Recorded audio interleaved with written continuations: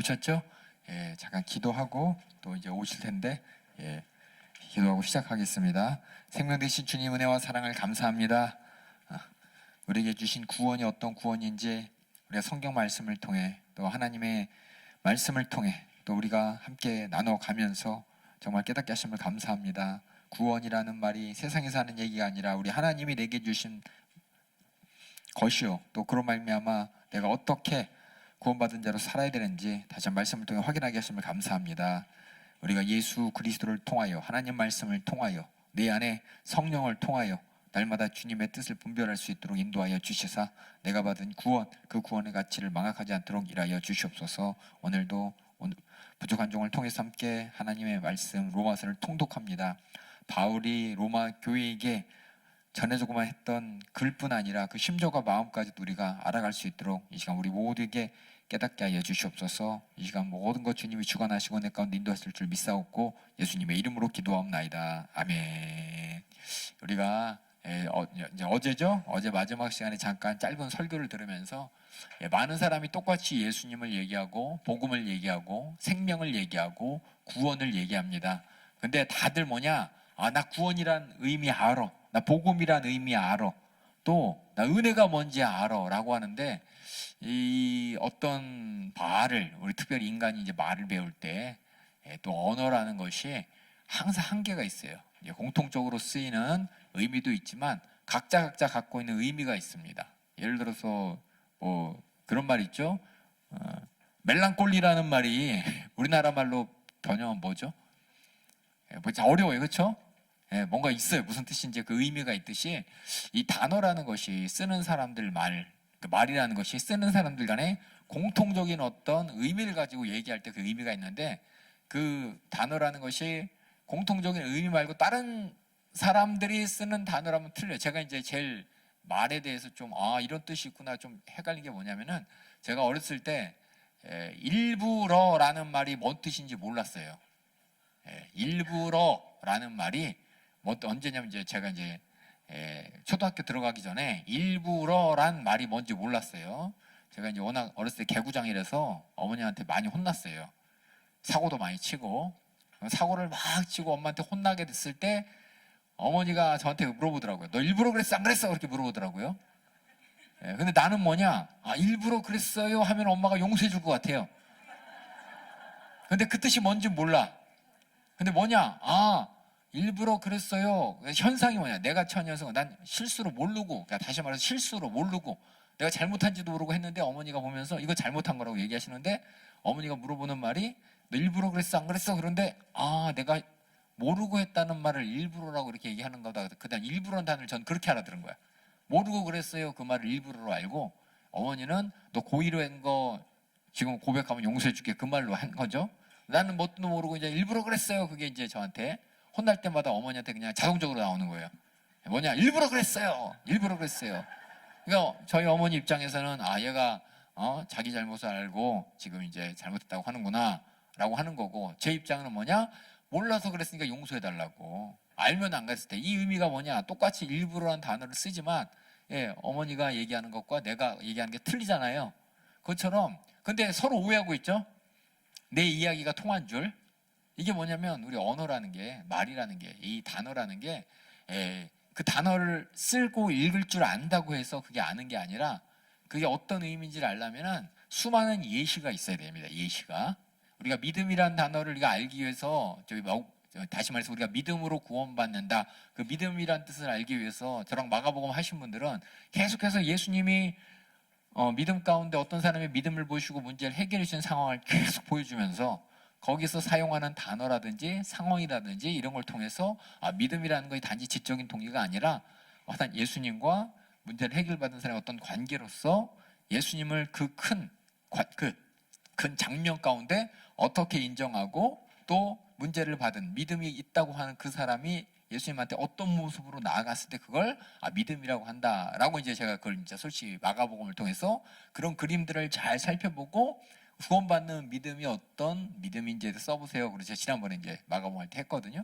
마찬가지로 똑같아요. 복음도 믿음도 은혜도 구원도 우리가 이렇게 하나님 말씀을 통해서 하나님을 알고 예수님을 알고 우리가 복음이다, 믿음이다, 구원이다, 은혜다라고 하지만 실상은 예수 없는 구원 얘기하면서 또 예수 그리스도 대속의 은혜 없는 십자가 얘기하면서 똑같이 십자가를 얘기하고 구원을 얘기하고 하나님의 은혜를 얘기하고 하나님의 주권을 이야기합니다. 다 그냥 통하는 줄 알아요. 은혜 하나님, 은혜 하나님, 맞아. 하나님은 은혜로와. 찬양도 은혜 찬양 많잖아. 근데 그 은혜가 사람마다 다 틀려요. 성경에서 얘기하는 은혜를 알려면 그래서 뭐냐면은 우리가 그냥 글을 아는 게 아니라 상황을 아셔야 돼. 상황 가운데 은혜로구나. 다시 말해서 우리가 이제 로마서를 통해서 바울은 계속해서 율법으로 우리가 의롭게 여기는 맞는 게 아니라, 그렇죠? 행함이 아니라 믿음으로 의롭게 된다라는 말을 하잖아요. 그럼 믿음으로 의롭게 된다는 게 뭐냐? 요거에 대해서 우리가 율법이 아니고 믿음이야. 아니가 아니라 이 상황을 잘 설명해 봅시다. 믿음으로 우리가 구원받는다. 오직 의는 믿음으로 말미암아 살리라 라고 했을 때 오직 믿음할 때 그 믿음은 어떤 믿음이냐? 우리 맨 처음에 하박국의 큰 그림을 같이 그려봤죠? 하박국이 어떤 상황에서 오직 의는 믿음으로 살리라 이 말을 했는지. 그래서 믿음이 하나님과의 관계 가운데 어떤 관계를 내가 인정할 때 하나님께서 의롭다가 하시는 거고, 결국 의롭다 하신다 그 말이 거기서 끝이 아니라 그게 이제 구원받는 말이라는 것을 우리가 성경을 통해서 알았어요. 근데 세상에서는 안 그러죠. 의롭게 여긴다고 해서 그 사람이 구원해 주는 게 아니죠. 인정이 끝나버리잖아요. 그러니까 성경적인 용어를 여러분이 함께 이해하고 나누려면은 이 상황을 언제 그 용어가 쓰이는지를 계속 보면서 확인하는 게, 단어만 보는 게 아니라 상황을 보셔야 돼. 한 가지 상황만 보는 게 아니라 여러 가지 상황을 봐야 됩니다. 그래서 바울이 오늘 본문에 우리 저번에 했지만 구약에 있어서의 의의 법이라 그랬죠. 하나님 앞에서 의롭게 여길 수 있는 법, 하나님께서 의롭게 여겨주는 법, 구약의 두 가지 사건을 딱 하면서, 그렇죠? 이삭이 하나님의 약속의 자녀이기 때문에 그가 하나님 앞에 약속으로 인정돼서 그가 어떻게 됐냐? 나중에 하나님께서 인정하는 사람이 된 것이고, 또 하나는 야곱이 하나님의 긍휼하심을 하나님의 택하심으로 그냥 하나님이 주권적으로 선택했기 때문에 그렇게 됐듯이, 다시 말해서 우리가 의롭게 됐다 이 말, 우리가 구원받았다, 우리가 믿음으로 구원받을 때 그 이해해야 될 그 믿음의 법, 의의 법이 뭐냐? 하나님을 어떻게 인정했냐? 주권자로 인정하는데, 그렇죠? 주권자로서 약속을 주신 분이요. 더 나아가 주권자로서 우린 그저 하나님의 긍휼로서, 그렇죠? 토기장이가 마음대로 토기장이 만들듯이 우린 그냥 하나님 앞에 정말 선택된 거예요. 택함 받은 그 자체가 뭐냐? 내가 나는 왜 안 택해요? 라고 우린 불만 불명할 수 없을 정도로 하나님의 주권을 인정하고, 주권 앞에서 우리가 구원받은 것은 하나님의 은혜로 됐구나, 하나님의 긍휼하심이 내가 잘나서가 아니라 하나님이 그렇게 여겨주셨기 때문이구나 라고 하는 것이 그저 우리에게 그냥 은혜구나 라고 고백하는 거기 때문에, 이 참 말이 믿음으로란 말이 아까 얘기했지만 은혜로라는 말로 대치될 수 있을 때 그냥 은혜가 아니라 하나님의 주권적인, 그리고 하나님이 모든 것을 운영할 수 있는 그 주권을 가지고 섭리적인 그 가운데 내가 구원받았다는 걸 바라볼 때 어떤 내 조건이 아니라 전체적으로 하나님의 은혜입니다라는 말을 제가 하나님의 주권적인 섭리의 은혜로 구원받았습니다, 이걸 이제 인정하는 게 믿음으로 구원받습니다라고 로마서에서는 계속 이렇게 설명하고 있거든요. 그러니까 이게 뭐냐? 여러분하고 같이 이제 이 세상에 지금 이제 세상에서 난리잖아요, 그렇죠? 세상에서도 저 파란 당, 빨간 당 날리고, 더 나아가서 저 위쪽에 저희 빨간 나라, 그렇죠? 또 우리나라 막 난리잖아요. 보면은 수많은 사람들이 그런가 보다라고 했던 게, 지금 막 사람들이 막 이거 아니네라고 깨달은 게, 항상 사용하는 용어들, 평등, 그렇죠? 복지, 또 여러 가지 용어들이 내가 알고 있는 복지, 내가 알고 있는 평등이 아니라 그 사람들이 쓰는 복지와 그 사람들이 평등이고 그 사람들이 쓰는 정의는 거예요.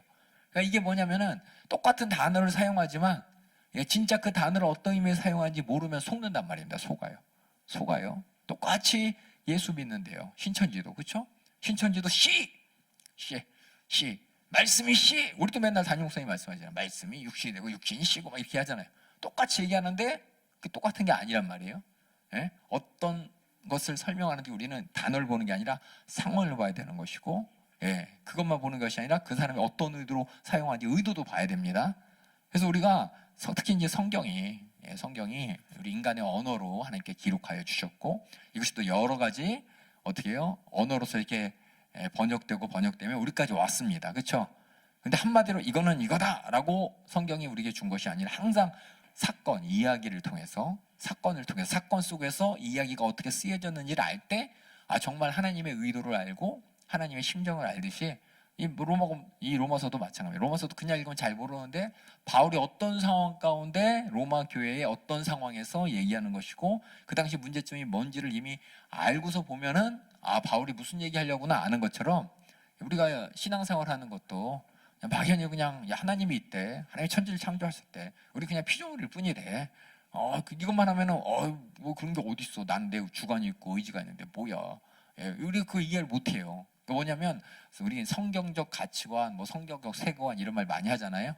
이런 것처럼 성경 안에서 하나님은 어떤 하나님인지 내가 알고 하나님께서 이 세상을 어떻게 운영하시는지를 발견한 다음에 우리가 이제 성경적 세계관이다. 그 다음에 하나님 하면 이제 그 하나님이 성경적 세계관을 모르는 사람이 하나님 하는 거하고 알고 하는 거하고는 천지만물이 틀리다, 천지천지가 틀리다는 겁니다.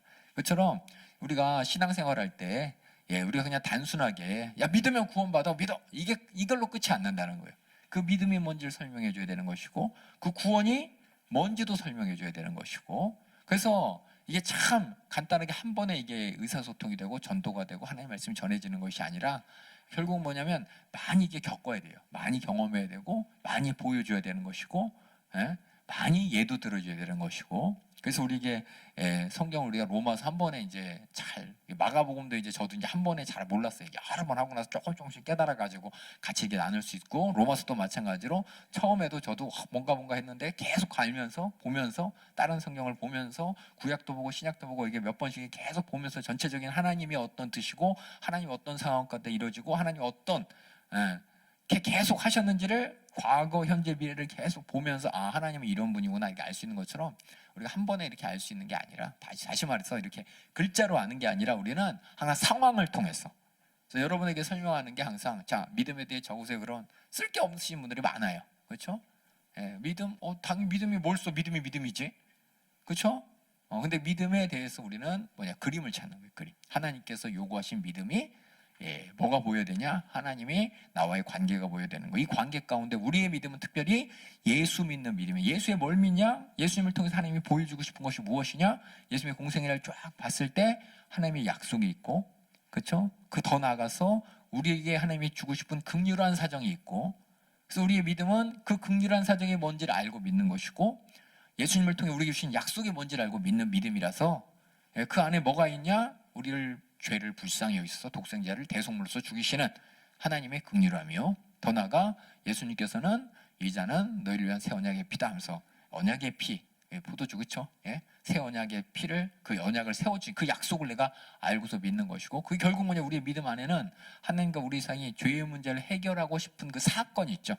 그 사건을 바탕으로 우리가 믿음이라고 얘기되는데, 그 사건 없이 하나님은 좋으신 하나님, 은혜의 하나님, 하나님은 천지만물을 다 지으시고 전지전능하시니까 내가 기도하면 다 응답하신 하나님이라고 하면서 진짜 나에게 보여주신 예수 그리스도를 통해 내게 보여주신 믿음과 구원과 또 그 안에 있는 하나님의 섭리와 은혜 없이 그냥 내가 예수 믿어요라고 한다면 스스로 잘 살펴보셔야 돼. 그래서 우리가 지금 계속해서 이해라는 말 쓰죠. 복음의 이해, 구원의 이해. 이해를 통해서 여러분들이 참 이게 참 한마디로 쓰기 힘들어요. 근데 자꾸 그 사건들을 생각하면서 그 사건을 어떻게 설명했는지 또 어떤 그걸 항상 염두에 두시고 보셔야 됩니다. 로마서는 특별히 한마디로 어떤 사건, 그러니까 하박국의 그 사건 있죠. 오직 의인은 믿음으로 살리라. 그것이 하박국이 느꼈던, 그때 하나님 앞에서 자기가 느꼈던 하나님의 엄중한 그 심판 앞에 내가 정말 얼마나 불쌍한 자인가. 하지만 하나님께서 나를 어떻게 해요? 불쌍히 여기시고 살리실 것이라는 그 약속을 가졌기 때문에 무화과 나무 잎이 마르고 이렇게 한 것처럼, 찬양한 것처럼 우리에게는 뭐냐? 예수님의 십자가라는 그 사건 앞에서 하박국이 느꼈던 창자가 막 뒤틀리고 입이 마르고 그런 하나님의 엄중한 심판을 내가 깨닫고, 하지만 그 가운데 내가 하나님의 은혜로 내가 구원받았던 그 약속을 붙잡고 하나님이 하신 일을 붙잡고 나는 뭐냐? 다행이다. 그렇죠? 하나님의 진노에서, 그래서 핑계될 수 없는 하나님의 진노와 나의 불의와 불경을 깨닫고 회개함으로 말미암아 내가 죄사함 받은 약속 가운데 내가 그렇게 평안한 것이고, 내가 그렇게 하나님을 알게 된, 하나님의 그 사랑 안에 들어서 하나님과 함께 기뻐할 수 있는 것이고, 이런 그림들, 한마디로 뭐다가 아니라 여러분들은 계속 성경을 읽으시면서 하나님과 관계 가운데 요 그림 있잖아요. 그림. 요걸 내가 정확하게 알고 때로는 이렇게 설명하고 때로는 저렇게 설명하는데 항상 그 안에 중심이 뭐냐? 우리에게는 예수님께서 이 땅에 왜 오셨는가? 예수님께서 우리에게 어떤 약속을 주시고 그 예수님을 통해서 나와 하나님 관계가 어떻게 보여야 되느냐? 이걸 정확하게 아시고 여러분들이 성경을 읽고 또 하나님 말씀을 이렇게 설명해 줄 수 있는 우리 모두가 되길 부탁드리겠습니다. 여기서 참 뭐는 뭐다 이게 참 말은 쉬워요. 근데 그거에 대한 제대로 이해하려면 엄청난 배경을 가져야 됩니다. 그래서 여러분 읽고 또 읽고 있습니다. 그래서 오늘 이제 로마서 이제 마지막 할 텐데 로마서 이제 세 번째 세 파트가 있다 그래서 전체적으로 하나는 구원의 원리에 대한 교리 파트, 그렇죠? 그 교리 파트를 가만히 보면은 문제는 그거예요. 어디서 구원받았나? 그렇죠? 어떤 상태에서 구원받았나? 어떻게 구원받았나? 그럼 구원받은 다음에 우리는 어떤 상태인가? 특별히 구원에 대해서 오해할 만한 은혜와 죄와 율법에 대해서 넌 어떻게 이해하고 있냐? 그 가운데서 가만히 봤더니 나는 분명히 내 속사람은 하나님 말씀을 알고 은혜를 알고 정말 신앙생활 잘하고 싶고 하나님을 기쁘시고 싶은데 내 육의 소욕은 끊임없이 일어나가지고 내가 원치 않는, 내가 정말 하면 안 되는 것을 자꾸만 하게끔 이 정욕이 불뜨는데 어떻게 해야 되냐? 그랬더니 생명의 성령의 법으로, 그렇죠? 그 안에서 우리가 하나님이 보내신 성령 안에서 이 모든 것을 다 정말 이 육신의 소욕을 이겨가면서 하나님과의 그 은혜의 관계, 믿음의 관계를 이어갈 수 있다라는 것이 이제 원리의 편, 구원의 교리편이었고 어제 함께 나눈 것이, 그렇다면 이것이 갑자기 짠하고 나타난 것이냐? 그게 아니라 하나님이 이렇게 우리를 구원하시는 의의 법은, 그렇죠? 하나님께서 행하시는, 그러니까 구원, 하나님 입장에서 구원하는, 하나님 입장에서 너 의롭다 할 수 있는 그 안에는 뭐가 있냐? 하나님의 약속이 있고 하나님의 주권적인 긍휼한 선택이 있다는 것을 내가 알고서 그렇게 내가 의롭게 됐다는 걸 인정하는 게 또 우리가 예수님이 십자가 앞에서 인정받는 그런 믿음이라는 걸 우리가 나누면서 이스라엘의 과거에 그런 의의 법에 예가 있었고 지금 현재 그들이 버림받은 것 같지만 하나님께서는 그들을 남은 자가 있는 것처럼, 그렇죠? 남은 자가 있다 한 것처럼 그들을 포기한 게 아니고 계속해서 그들에게 말씀을 전하고 계시고, 그렇기 때문에 이스라엘이 아닌 이방인들은 자긍하지 말고 교만하지 말고 받은 은혜의 가치를 잊어버리지 말라고 얘기하고, 앞으로 이스라엘 미래 하나님께서 그들이 복음이 다 전해지면 결국 그들도 하나님께 구원하시겠다는 그 계획에 대해서 이스라엘의 과거와 현재와 미래에 대해서 우리가 뭘 바라봐야 되는지 이게 설명을 한 게 이제 지난 시간에 배웠고, 지난 시간에 마지막 적에 그렇다면 구원받은 사람으로서 하나님의 그 큰 섭리와, 그렇죠? 하나님의 의의 법을 알고 그 안에서 내가 구원받은 자로서 나는 그럼 어떻게 살아야 되냐? 어떻게 이 세상 가운데 살아가야 되냐? 우리 실질적인 삶에 대해서 두 가지 원리, 그렇죠? 12장에 있는 원리, 15장에 있는 원리 우리 함께 나눴었습니다. 우리 12장 1절부터 다시 한번 우리 읽으면서 확인하도록 하겠습니다. 12장 1절부터 2절 읽어주세요. 그러므로 형제들아, 내가 하나님의 모든 자비하심으로 너희를 권하노니 너희 몸을 하나님이 기뻐하시는 거룩한 산제사로 드리라. 이는 너희의 드릴 영적 예배니라. 너희는 이 세대를 본받지 말고 오직 마음을 새롭게 함으로 변화를 받아 하나님의 선하시고 기뻐하시고 온전하신 뜻이 무엇인지 분별하도록 하라. 여기 보면 이제 원리가 이제 하나는 하나님이 기뻐하신 거룩한 산 제사로 우리 육신, 우리 삶을 드려야 되는 것이고, 또 하나는 하나님의 선하시고 기뻐하신 온전한 뜻이 무엇인지 분별해 가며 살아야 된다라고 하면서 중심이 뭐냐면 하나님이 기뻐하시느니 그 바탕입니다. 우리가 이 땅에 사는 거에 가장 중요한 것 중에 가장 머릿속에 무엇을 먹던 마시던 선택해야 될 하나님이 기뻐하실 일이냐 아니냐. 왜? 그걸 어떻게 하냐? 성경 말씀을 통해 예수 그리스도를 통해서 우리는 하나님이 어떤 분인지를 알았고 하나님이 나와 어떤 상관이 있으신 분인지 알았기 때문에 그 하나님이 기뻐하시는 것을 기준으로 해서 앞으로 쭉 모든 이야기가 하나님이 기뻐하실 만한 일에 대해서 내가 이 땅에서 어떻게 살아야 되는지를 자세히 설명하는데, 여기 보면 이제 여러 가지 분류를 했습니다. 저도 이제 맨 처음에 로마서 12장부터 15장 읽었을 때 뭘 그렇게 그냥 이 얘기도 있고 저 얘기도 있고 막 있어 분류가 잘 안 됐는데 한참 읽다 보니까는 이 분류가 되더라고요. 그래서 보니까는 내가 스스로 하나님 앞에서 어떻게 살아야 돼, 기뻐하신 그 삶의 기준에 대해서 내 스스로 믿음, 소망, 사랑에 대한 언급이 있고, 나 말고 남에 대해서, 특별히 예수 믿는 사람들이 그 당시에 핍박을 엄청나게 받았잖아요.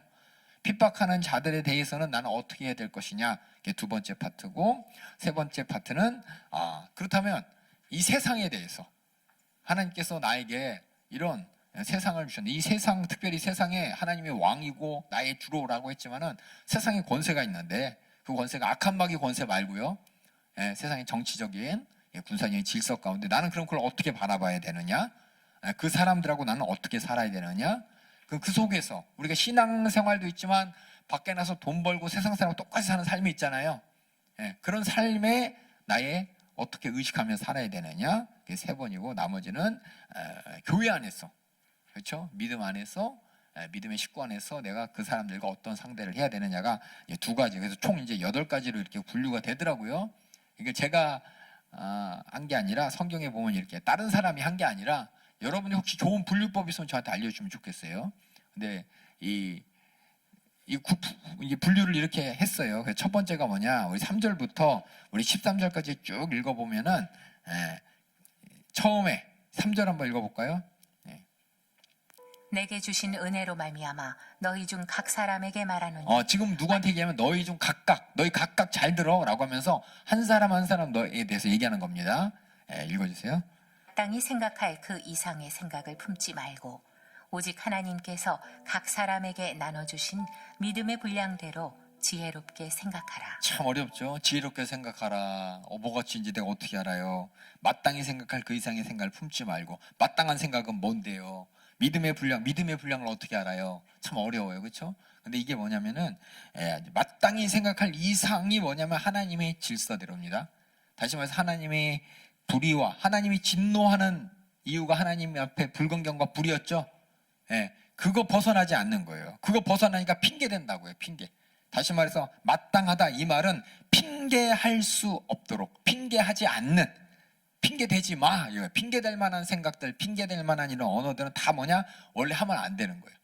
그죠? 핑계댈 때 우리가 뭐예요? 뭐라고 하면은 이거 난 판단이 내가 쟤를 못하니까 남들 다 하는데, 세상이 다 하는데, 안 할라 그랬는데 이러면서 뭔가 이게 핑계거리가 항상 나오잖아요. 핑계거리가 나온다는 게 뭐냐? 마땅한 생각이 아니었다는 뜻입니다. 그래서 여기 뭐냐? 마땅한 생각, 그 이상의 생각을 품지 말고, 이 말은 뭐냐면 핑계치 못할 생각하지 말라는 거예요. 핑계할 수 없는 것을 잘 알면서 하나님 앞에 핑계된다. 그거는 마땅한 생각 아니라는 겁니다. 그래서 우리 1장, 우리 20절, 2장 1절 우리 다시 한번 로마서 여기 말고 이거 말고 성경 본문 볼까요? 책 말고 성경의 로마서 1장 우리 20절 잠깐만 볼까요? 같이 한번 읽어볼까요? 네, 그렇죠. 거기 로마서 1장 20절 뭐라고 써 있어요? 우리 민선이가 읽어주세요.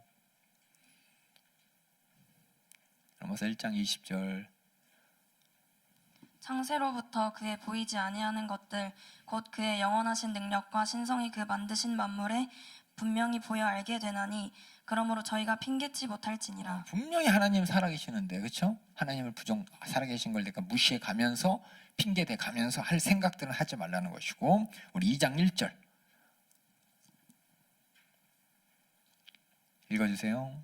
그러므로 남을 판단하는 사람아, 물은 누구든지 네가 핑계치 못할 것은 남을 판단하는 것으로 내가 너를 정죄함이니 판단하는 네가 같은 일을 행함이니라. 이렇게 판단할 때 내가 그 일을 해나나 잘 확인해 가면서, 그렇죠? 내가 정죄하면서 너도 했잖아. 그럼 나는 어쩔 수 없잖아. 나는 뭐 다른 사정이 있는데, 그렇게 핑계댈 일을 하지 말라는 겁니다. 누가 보더라도 판단을 받을 만한 그런 일을 하지 말라는 것이고, 그래서 각 사람에게 주신 믿음의 분량대로, 이게 믿음의 분량대로가 나중에 나오겠지만은 우리가 믿음이, 하나님께서는 믿음의 분량이라는 말을 쓰셨어요.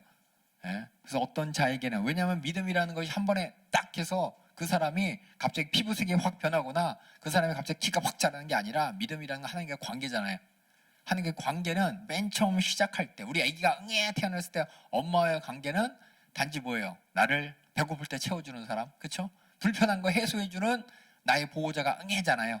근데 나이가 지나면은 어머니와 자식과의 관계가 더 나이 먹고 나중에 친구처럼 되기도 하고, 서로 배려도 하고, 무조건 순종해야 될 단계도 하고, 무조건 순종해! 그래서 순종해야 되기도 하고, 때로는 이해도 하고, 때로 어머니 아버지보다 더 큰 생각을 가지고 부모님한테 이렇게 지혜로운 말도 하고, 이렇게 사람과의 관계가 시간이 지나면서 이렇게 변하잖아요. 그렇죠? 변한다는 얘기가 나빠진다는 얘기가 아니라 더 깊숙해지잖아요. 그렇죠. 우리가 맨 처음 예수 믿고 구원받을 때 하나님과의 관계와 신앙생활하면서 수많은 문제 가운데 하나님의 섭리를 깨닫고 하나님의 심정을 깨달아간 관계가 틀리기 때문에 어쨌거나 죄송해요. 믿음의 분량이라는 게 있어요. 그 믿음의 분량은 뭐냐? 각자의 하나님을 향한 최선이라는 겁니다.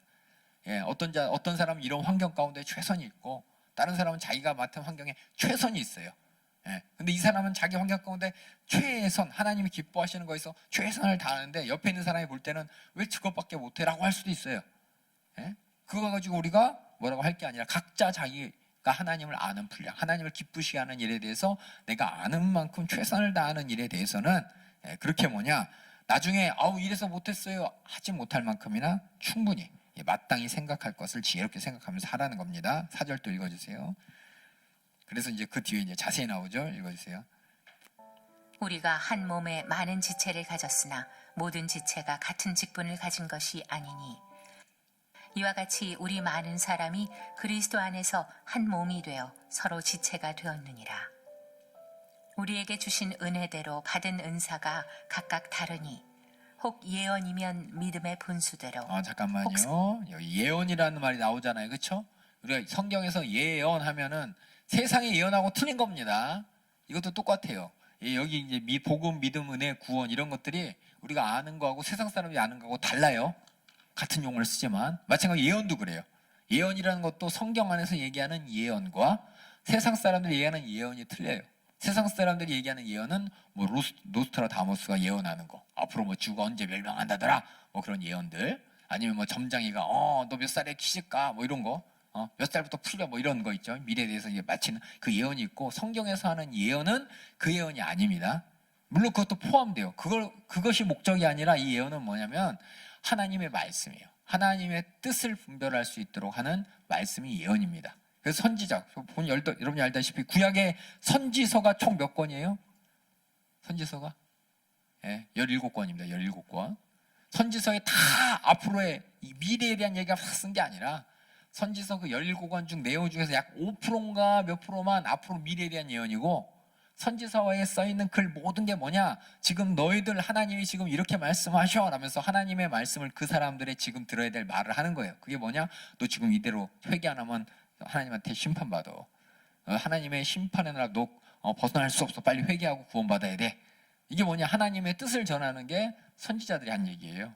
그래서 예언이면 믿음의 분수대로, 이 예언이 세상 사람들이 얘기하는 미래를 예측하는 예언이 아니라 이 로마서에 기록되고 성경에 기록된 예언이라는 것. 예언은사 받았어 그러잖아요. 그렇죠? 사람들이 착각해. 예언은사 받았으면 좋겠다. 저 사람은 어디 닦아 부르는지 알고, 앞으로 어디 가서는 잘 사는지 알고, 앞으로 내가 뭐 될 줄 알고. 그래서 그런 경우도 있어요. 예언은사 받은 사람이 쭉 달려가서 나 무슨 학교 가야 돼요? 나 무슨 직업 가져야 돼요? 나 지금 아파트 살라 그러는데 이거 살까요 말까요? 이런 거 물어보면서 어떤 사람은 또 그쵸, 담임 목사님의 표현이면 따라 그러면서 막 이렇게 알려주는데 그 예언 아닙니다. 점치는 거고 이거 우선 귀시하는 거고, 하나님이 주신 예언은 뭐냐면은 우리에게 하나님의 뜻을 깨닫게 하시는 말씀이에요. 그래서 예언이면 믿음의 분사대로, 이 하나님의 말씀의 말씀, 하나님의 뜻을 얘기해 주는 거예요. 지금 나에게 주신 하나님의 뜻이 무엇이냐? 이건 믿음의 분수대로. 그래서 어떤 사람에게는 하나님의 뜻을 각자 틀려. 어린아이만큼 또 더 멀리 보는 사람들, 또 깊게 보는 사람들, 이런 환경에 따라 다 틀리다는 겁니다. 그래서 예언이면 믿음의 분수대로 각각의 믿음에 따라서 하나님 말씀을 전하는 거죠. 그렇죠? 목사가 할 말이 있고, 예를 들어서 우리 중직들이 할 얘기가 있고, 교회 선생님들이 할 얘기가 있고, 믿음의 동지로서, 그렇죠? 같은 믿음의 선배로서 이렇게 할 얘기가 있고, 믿음의 동역자가 할 얘기가 있고, 이렇게 달리는데 우리 부장님은 이렇게 얘기 안 하던데 목사님 왜 그렇게 얘기해요? 이렇게 물어보는 사람도 있어요. 각자 믿음의 분량대로 이렇게 얘기합니다. 그 다음 또 읽어주세요. 혹 예언이면 믿음의 분수대로, 혹 섬기는 일이면 섬기는 일로, 혹 가르치는 자면 가르치는 일로, 혹 권위하는 자면 권위하는 일로, 구제하는 자는 성실함으로, 다스리는 자는 부지런함으로, 긍휼을 베푸는 자는 즐거움으로 할 것이니라. 사랑엔 거짓이 없나니 악을 미워하고 선에 속하라. 형제를 사랑하여 서로 우애하고 존경하기를 서로 먼저 하며, 부지런하여 게으르지 말고 열심을 품고 주를 섬기라. 소망 중에 즐거워하며 환난 중에 참으며 기도에 항상 힘쓰며 성도들의 쓸 것을 공급하며 손 대접하기를 힘쓰라. 그래서 내 자신에 대해서 여기 보면 제가 파란색으로 나름 이렇게 진하게 했어요. 믿음, 소망, 사랑 그렇게 얘기했죠. 그러니까 스스로 각자 너희들은 각자의 믿음에 최선을 다하고, 그렇죠?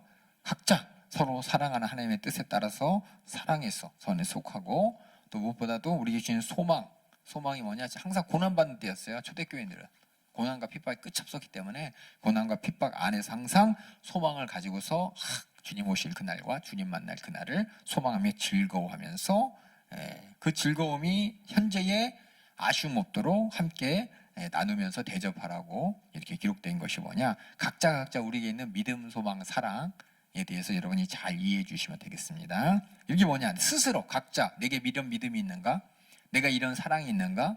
내가 이런 소망이 있는가? 스스로 잘 살펴보라는 것이고, 그 다음에 14절에 보니까 너희를 핍박하는 자를 이로 시작하죠. 그렇죠? 저 앞에 보면은 3절에는 너희 중에 각 사람에게 말하노니 라면서 믿는 자들, 믿는 사람으로서의 각각 사람에게 믿음, 소망, 사랑에서 얘기했다면 14절부터는 너희를 핍박하는 자에 대해서 얘기합니다. 핍박하는 자에 대해서 우리 14절부터 읽어주세요. 너희를 핍박하는 자를 축복하라. 축복하고 저주하지 말라. 즐거워하는 자들로 함께 즐거워하고 우는 자들로 함께 울라. 서로 마음을 같이하며 높은 데 마음을 두지 말고 도리어 낮은 데 처하며 스스로 지혜 있는 채 말라. 아무에게도 악으로 악을 갚지 말고 모든 사람 앞에서 선한 일을 도모하라. 할 수 있거든 너희로서는 모든 사람으로 더불어 평화하라. 내 사랑하는 자들아, 너희가 친히 원수를 갚지 말고 진노하심에 맡기라. 기록되었으되 원수 갚는 것이 내게 있으니 내가 갚으리라고 주께서 말씀하시니라. 내 원수가 줄이거든 먹이고 목마르거든 마시우라. 그리함으로 내가 숯불을 그 머리에 쌓아 놓으리라. 악에게 지지 말고 선으로 악을 이기라. 이게 이제 악한 사람들, 나를 핍박하는 자들에게 할 얘기인데, 여기 보면 이제 함께 즐거워하고 함께 울고 마음을 같이하고 더불어 평화하고 함께하라는 거죠. 믿지 않는, 그러니까 원수 핍박하는 자들과 분리되지 말고 함께. 전제 조건이 뭐냐? 하나님이 기뻐하시는 뜻 안에서, 하나님이 기뻐하시는 뜻 안에서 함께 즐거워할 함께 즐거워하고 함께 울려 함께 울고, 그렇죠? 마음도 같이 하고 하나님 기뻐하시는 뜻 안에서 마음 같이 하고 또 함께 평안하고. 그 뒤에 보니까는 그러면은 뭐냐? 너가 그 원한이 있을지만은 원수는, 원한은 하나님이 갚아주는 거지 네가 갚는 게 아니라는 겁니다. 원한이 있다고 네가 그냥 억울해하지 말라는 거예요. 하나님께서 그건 갚은 얘기이기 때문에 너는 그 사람한테 원한 갖지 말고 그와 마음을 같이 하고 뜻을 같이 하는데 하나님 기뻐하시는 뜻 안에서 같이 하라는 거. 예를 들면 이 말하면 있겠지만은 형제끼리 싸워, 그렇죠? 미워해요, 그렇죠? 미워하지만 마음을 같이 해서 부모님 말씀 잘 듣고 부모님, 그렇죠? 순종하고 부모님 생일날 같이 마음을 같이 해서 선물도 사고, 이렇게 형제가, 그렇죠? 남매가 잘 싸우잖아요, 그렇죠? 형제도 잘 싸우지만 마음을 같이 하고 뜻을 같이 해서 부모님 앞에서 해야 될 일이 있는 것처럼 마찬가지예요. 이게 하나님 앞에서도 저희가 나를 핍박할지라도 하나님이 기뻐하신 뜻 안에서 함께 이렇게 평화하라. 그리고 이런 억울한 거 있으면 억울한 마음을 계속 보면서 오해하지 마세요. 원수를 갚지 말고 하나님의 진노하심에 맡기라. 이 말이 그냥 보면은 하나님이 언제 저 사람 원수 갚았냐 이렇게 노려보지 말라는 거예요. 이렇게 오해할 수가 있어. 너가 친히 원수를 갚지 말고 진노하심 맡기라. 그러니까는 그 모습을 하나님이 기뻐할까요? 야, 하나님 빨리 원수 갚아줘야 되는데 언제 혼내주나 막 이렇게 눈 째려보는 거 하나님이 기뻐하실 거 아니죠? 이 말은 뭐냐면 네 마음에 원한 갖지 말라는 거예요. 한마디로 하나님한테 맡기고 너는 원한 갖지 말아라. 원수 갚는 것은 내게 있으니 내게 갚으리요. 그러니까 나한테 맡기고 너는 제발 원한 갖지 말라는 게 하나님 뜻이에요. 그 다음에 뭐냐? 네 원수가 줄이거든 먹이고 목마르거든 마시우라. 이렇게 잘해주래. 그러면 내가 숯불을 그 머리에 쌓아놓으리라. 그래서 숯불을 그 머리에서 왜 쌓아놓나 그러면 우린 지금 이제 라이터나 그런 거 있잖아요, 그렇죠? 근데 옛날에 성냥 없던 시절들 그때는 불씨가 중요하잖아요, 그렇죠? 불씨가 중요해가지고 이게 잘 모셔놓잖아요. 불씨 꺼지면 불씨 얻으러 막 다니고 그랬대요. 그랬대요. 그것처럼 이 이스라엘 백성들도 불씨 꺼지면 숯불 있잖아요. 숯을 가지고 이제 이렇게 그러니까 불씨를 이렇게 모셔오는 게 아니라 어쨌든 모르겠어요. 그렇대요. 예, 숯불을 가지고 이렇게 불씨 꺼진 사람들은 숯불에 불씨 가지러 이렇게 왔다 갔다 얻어 갖고 오고 그랬대요. 근데 불이 여기 위에 있으면 어떻게 되겠어요? 숯불이 있으면 뜨끈뜨끈하겠죠? 그 뜻이 뭐예요? 예, 원수한테 잘 했는데 나중에 그 사람 머리가 뜨끈뜨끈하대. 그럼 뭔가 어떤 그림이냐면 그들이 나중에 부끄럽겠죠. 아, 내가 이렇게 저 사람한테 막 이렇게 악한 이고 핍박한 데서 나한테 이렇게 잘해주네. 그래서 뭔가 이렇게 자기 얼굴이 부끄러워지고 그가 돌이킬 거 아니에요. 그걸 얘기하면서 네 원수가 줄이거든 먹이고 마시우면은 네가 그 사람 후끈후끈 머리 후끈후끈하게 그가 정말 스스로 부끄러움을 깨닫게 되는 것이다. 이렇게 얘기하는 것이고 그렇기 때문에 악에게 지지 말고 오히려 너를 핍박하는 그들에게 선으로 하나님이 기뻐하신 뜻을 함께 나누면서 악을 이겨라 라는 것입니다. 이게 참 안 되죠, 그렇죠? 참 이게 억울해. 가뜩이나 이 세상 우리가 살고 있는 세상은 워낙 사기치는 사람도 많고 그렇죠? 운전하다 보면 말도 안 되는 사람 많아요. 그렇죠? 보복 운전하는 사람, 조금 스쳤다고 막 난리치는 사람, 그렇죠? 예, 주차장에서 자기 자리에 안 뺏기려고 막 난리치는 사람, 막 표시해놓고 막 참 기가 막힌 사람들 많아, 그렇죠? 예, 그런 사람들, 아유 저 사람들 막 속에 막 분 터지는 거 해봤자 나만 죄 짓는 거니까 참고 오히려 그를 불쌍히 여기고, 그리고 이웃끼리 뜻을 갖출 때 뜻을 같이 하고 오히려 잘해줘서 요새는 뭐 아무리 잘해주면 당연히 권리로 알죠, 그렇죠? 그렇죠. 세상 말도 호의가 계속되면은 뭘로 한다고요? 그렇죠? 권리로 한다고. 그렇죠? 그처럼 그럴지라도 그렇지 말라는 겁니다. 아시겠죠? 참 어려워. 정말 속상해 나도. 이런 거 보면. 근데 절대 지지 마세요. 지지 마시고 악한 일에 얽매이지 않는 게 뭔가 지혜를 다해서 여러분들이 절대 악에게 휘말리지 말고 선으로 악을 이겨서 결국 끝에는 하나님의 심판을 하나님께 맡기고 결국 나중에 하나님께서 그 얼굴 부끄럽게 벌겋게 만들어서 그가 뉘우치게 한다니까 하나님께 맡겨주시기 바랍니다. 이게 뭐냐? 이게 믿지 않는 자들, 핍박하는 자들에게 해야 될 행동이에요. 참 이게 안 통해, 그렇죠? 그냥 정도가 아예 그냥 그렇다고 여러분 잘 지혜롭게 하셔야 돼. 칼 들고 오고 막 죽이려는 사람들한테 그렇죠? 여러분들 어떻게 해야 돼요? 칼 들고 온 사람한테 배고프죠? 이렇게 할 필요 도망가야 돼요? 아시겠죠? 지혜롭게 하셔야지. 원수가 나를 죽이려고 그러는데 마음을 같이 알아서 같이 해야지. 그렇게는 하지 마세요. 아죠? 지혜롭게 하셔야 되는 거고 이건 뭐냐면 내가 할 수 있는 부분에 한해서 하는 거지 내가 할 수 없는 부분까지도 막 품어가지고 내가 망하지 말라는 거예요. 특별히 막 돈 빌려달라 갑자기 이 얘기가 왜 나온지 모르겠지만은 돈 빌려달라고 막 그런 사람도 있잖아요. 그런데 진짜 갚지도 않고 막 돈 빌려달라고 그러고 뭐 해달라고 그러고 막 돈 내면서 그냥 다 줘면서 나중에 억울해가지고 하나님께서 다 주라 그래 줬는데 나는 그 집 빈털터리 떼고 저 사람은 저렇게 잘 먹고 잘 살고 그러지 말고 아니면 저 사람 괜히 빌렸다 같이 망하지 말고 여러분이 지혜를 잘 발휘해서 세상이 악을 선으로 갚아야 되는데 선이 진짜 하나님이 기뻐하시듯이 잘 분별해야 돼요. 저 사람 돈 빌리러 온 사람이 있는데 하나님께서 이렇게 성경에서 오리가 달라면 심리가 주고 겉옷 달라면 속옷 주라 그랬으니까 내가 줘야지. 줘야 돼요. 빌려주면 안 돼. 다시 받을 생각하니까 속상하잖아요. 줄 수 있을 만큼만 주세요. 아시겠어요? 돈에 대해서는 특별히 교회 안에서 너무 많아서 그래. 돈 거래하면 안 돼요. 돈에서 교회에서 절대 돈 거래하면 안 돼요. 그 사람은 안 속이는데 돈이 그 사람 속입니다. 그건 아니에요.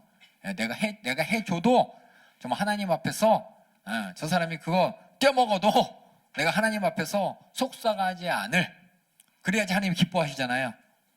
다 해주고서 나 속상해서 기뻐하고 하나님 뭐 교회가 왜 이래요? 난 저 사람 믿었는데 하나님 나한테 왜 이래? 혼자 원망할 거면 그거 하나님 기뻐하시는 게 아닙니다. 그 믿음의 분량 넘어가는 거예요. 그렇죠? 믿음의 분량 안에서 여러분들이 원수한테 잘해줘야죠. 근데 거기에 악에 휘말려가지고 스스로 시험 드는 일은 절대 안 됩니다. 이 말을 잘 분별하셔서 핍박하는 자들에게는 선으로 악을 이기는데 문제는 뭐냐? 하나님이 기뻐하시는 범위 내에서 해야지. 하나님이 기뻐하지 않은 일까지 예상해가면서 그걸 초월하면 안 되는 거예요. 아까 돈 빌리는 얘기가 갑자기 왜 나온지 모르겠지만은 누가 뭐 해달라 그러면 내가 해줘도 하나님 원망하지 않을 만큼 해줘서 저 사람이 혹시 더 나빠지면 안 되잖아요. 그렇죠? 당연히 그냥 돈 빌려만 거 누가 다 빌려주는 게 맞구나. 교회 오면 그런 사람 많아요. 그렇죠? 성도인데 좀 빌려줘야지. 같이 신앙생활 하는데 힘든데 좀 빌려줘야지 라고 하면서 아쉬우니까 안타까우니까 하는데 또 그 사람 또 안 빌려준다고 시험 들고 핍박 그러면 안 되는 것이고 이게 돈이라는 게 무서워요. 갑자기 이게 왜 나온지 모르겠지만은 선으로 악을 이기라. 뭐 오리 가는데 심리 가지고 겉옷 달라면 속옷 주고 원수를 사랑해라, 이 말이 믿음의 분량 안에서 해야 하고 또 하나님이 기뻐하시는 전제 조건 안에서 해야 되는 겁니다. 특별히 교회 안에서는 절대 돈거래 안 됩니다. 뭐 도와준다고 사랑한다고 성경 말씀대로 나는 그 사람한테 선한 일을 한 거라고 하지만은 아닐 수도 있어요. 시험 들게 되면 그건 안 돼요. 시험 이겨야 돼요. 그 다음에 또 우리 여기까지가 뭐냐? 우리 각자 믿는 사람들이 안에서 해야 될 일, 또 나를 핍박하는 자들에게 내가 해야 될 일이라면 그 다음은 세상에서 교회 말고 회사에서, 직장에서, 또 세상 관계 가운데 내가 어떤 태도를 해야 하나님이 기뻐하시는지, 먼저 세상 권세에 대해서 우리 13장 1절부터 6절까지 읽어주세요. 각 사람은 위에 있는 권세들에게 굴복하라. 여기 보면 제가 밑줄을 걷죠. 각 사람, 그렇죠? 위에 있는 권세들에게, 저 앞에 보면은 각 너희에게, 그 다음에는 너희를 핍박하는 자에게, 그래서 내가 밑줄을 걷죠. 로마서를 보면은 누구와의 관계 가운데 어떻게 하라는 것이 정확히 나와 있습니다. 읽어주세요. 권세는 하나님께로 나지 않음이 없나니 모든 권세는 다 하나님의 정하신 바라. 그러므로 권세를 거스리는 자는 하나님의 명을 거스림이니 거스리는 자들은 심판을 자취하리라. 관원들은 선한 일에 대하여 두려움이 되지 않고 악한 일에 대하여 되나니 내가 권세를 두려워하지 아니하려느냐. 선을 행하라. 그리하면 그에게 칭찬을 받으리라. 그는 하나님의 사자가 되어 내게 선을 이루는 자니라. 그러나 네가 악을 행하거든 두려워하라. 그가 공연히 칼을 가지지 아니하였으니 곧 하나님의 사자가 되어 악을 행하는 자에게 진노하심을 위하여 보응하는 자니라. 그러므로 굴복하지 아니할 수 없으니 노를 인하여만 할 것이 아니요 또한 양심을 인하여 할 것이라. 우리가 세상에게 권세에 굴복하는 것은 그들이 권세를 가졌기 때문이기도 합니다. 대한민국은, 그렇죠? 우리 주권이 어디서 나와요? 국민에게 나오죠? 그 주권을 맡겼어요. 우리 주권자들, 국회의원들, 대통령, 여러 주권자들에게. 그 주권이 뭐냐? 하나님의 뜻 가운데 선하게 이루어지는 부분에 대해서 우리가 거기에 굴복하는 것이지. 그리고 그 권세로 말미암아, 그렇죠? 막 치리하고 경찰들이 나쁜 사람들 잡아가고 범죄 심판하고 이런 것들이 보면은 노를 인하여 그들의 노라는 건 뭐냐? 누가 노? 그들의 그 무서운 권세 있죠? 그들의 무서운 권세 때문에 경찰이 잡아가 그거 있잖아요. 그렇죠? 그럴까봐 하는 것뿐만 아니라 또한 하나님의 기뻐하신 뜻인 양심을 인하여 할 것이니라. 그래서 우리가 세상 권세에 굴복하는 것은 하나님께서 주신 그들에게 권세가 있을 때 하나님이 기뻐하신 뜻 안에서 우리가 굴복하고 복종해야지. 그렇죠? 그게 만약에 하나님의 기뻐하신 뜻과 상관없다면, 그렇죠? 하나님이 기뻐하신 뜻이 아닌 것을 강요하고 권세를 부린다면 거기에 대해서 우리가 무조건 굴복해서는 안 되는 것이고, 그렇죠? 우리는 하나님의 기뻐하신 뜻을 찾아서 어떻게 해야 대항해야 되죠? 그렇죠? 순종, 거기 굴복하는 게 아니라 하나님의 뜻을 위해서, 그렇죠? 신사참배하면 안 되죠, 그렇죠? 그렇죠? 어떤 수단과 방법을 통해서 교회를 막 무너뜨리려고 하고 우리 신앙을 막 무너뜨리려고 할 때 절대 속음하되 끝까지 믿음을 지켜야 되는 겁니다. 그래서 세상 권세는 하나님께서 허락하신 권세 얘기하는 거예요. 하나님의 허락하신 권세 안에서 이것이 가능한 것이지 공산주의, 사회주의, 또 독재 이런 데 가가지고 우리가 권세니까 하나님이 정하신 거니까 무조건 따라가야 돼. 그래서 교회가 다 무너지는데 그 권세가 교회를 다니지 말래, 교회에서 다 흩어지게 만들고 넘어지래. 그래서 그렇게 따라가면 안 된다는 겁니다.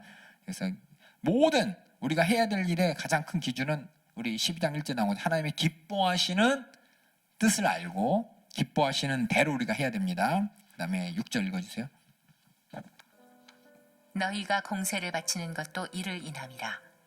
저희가 하나님의 일꾼이 되어 바로 이 일에 항상 힘쓰느니라.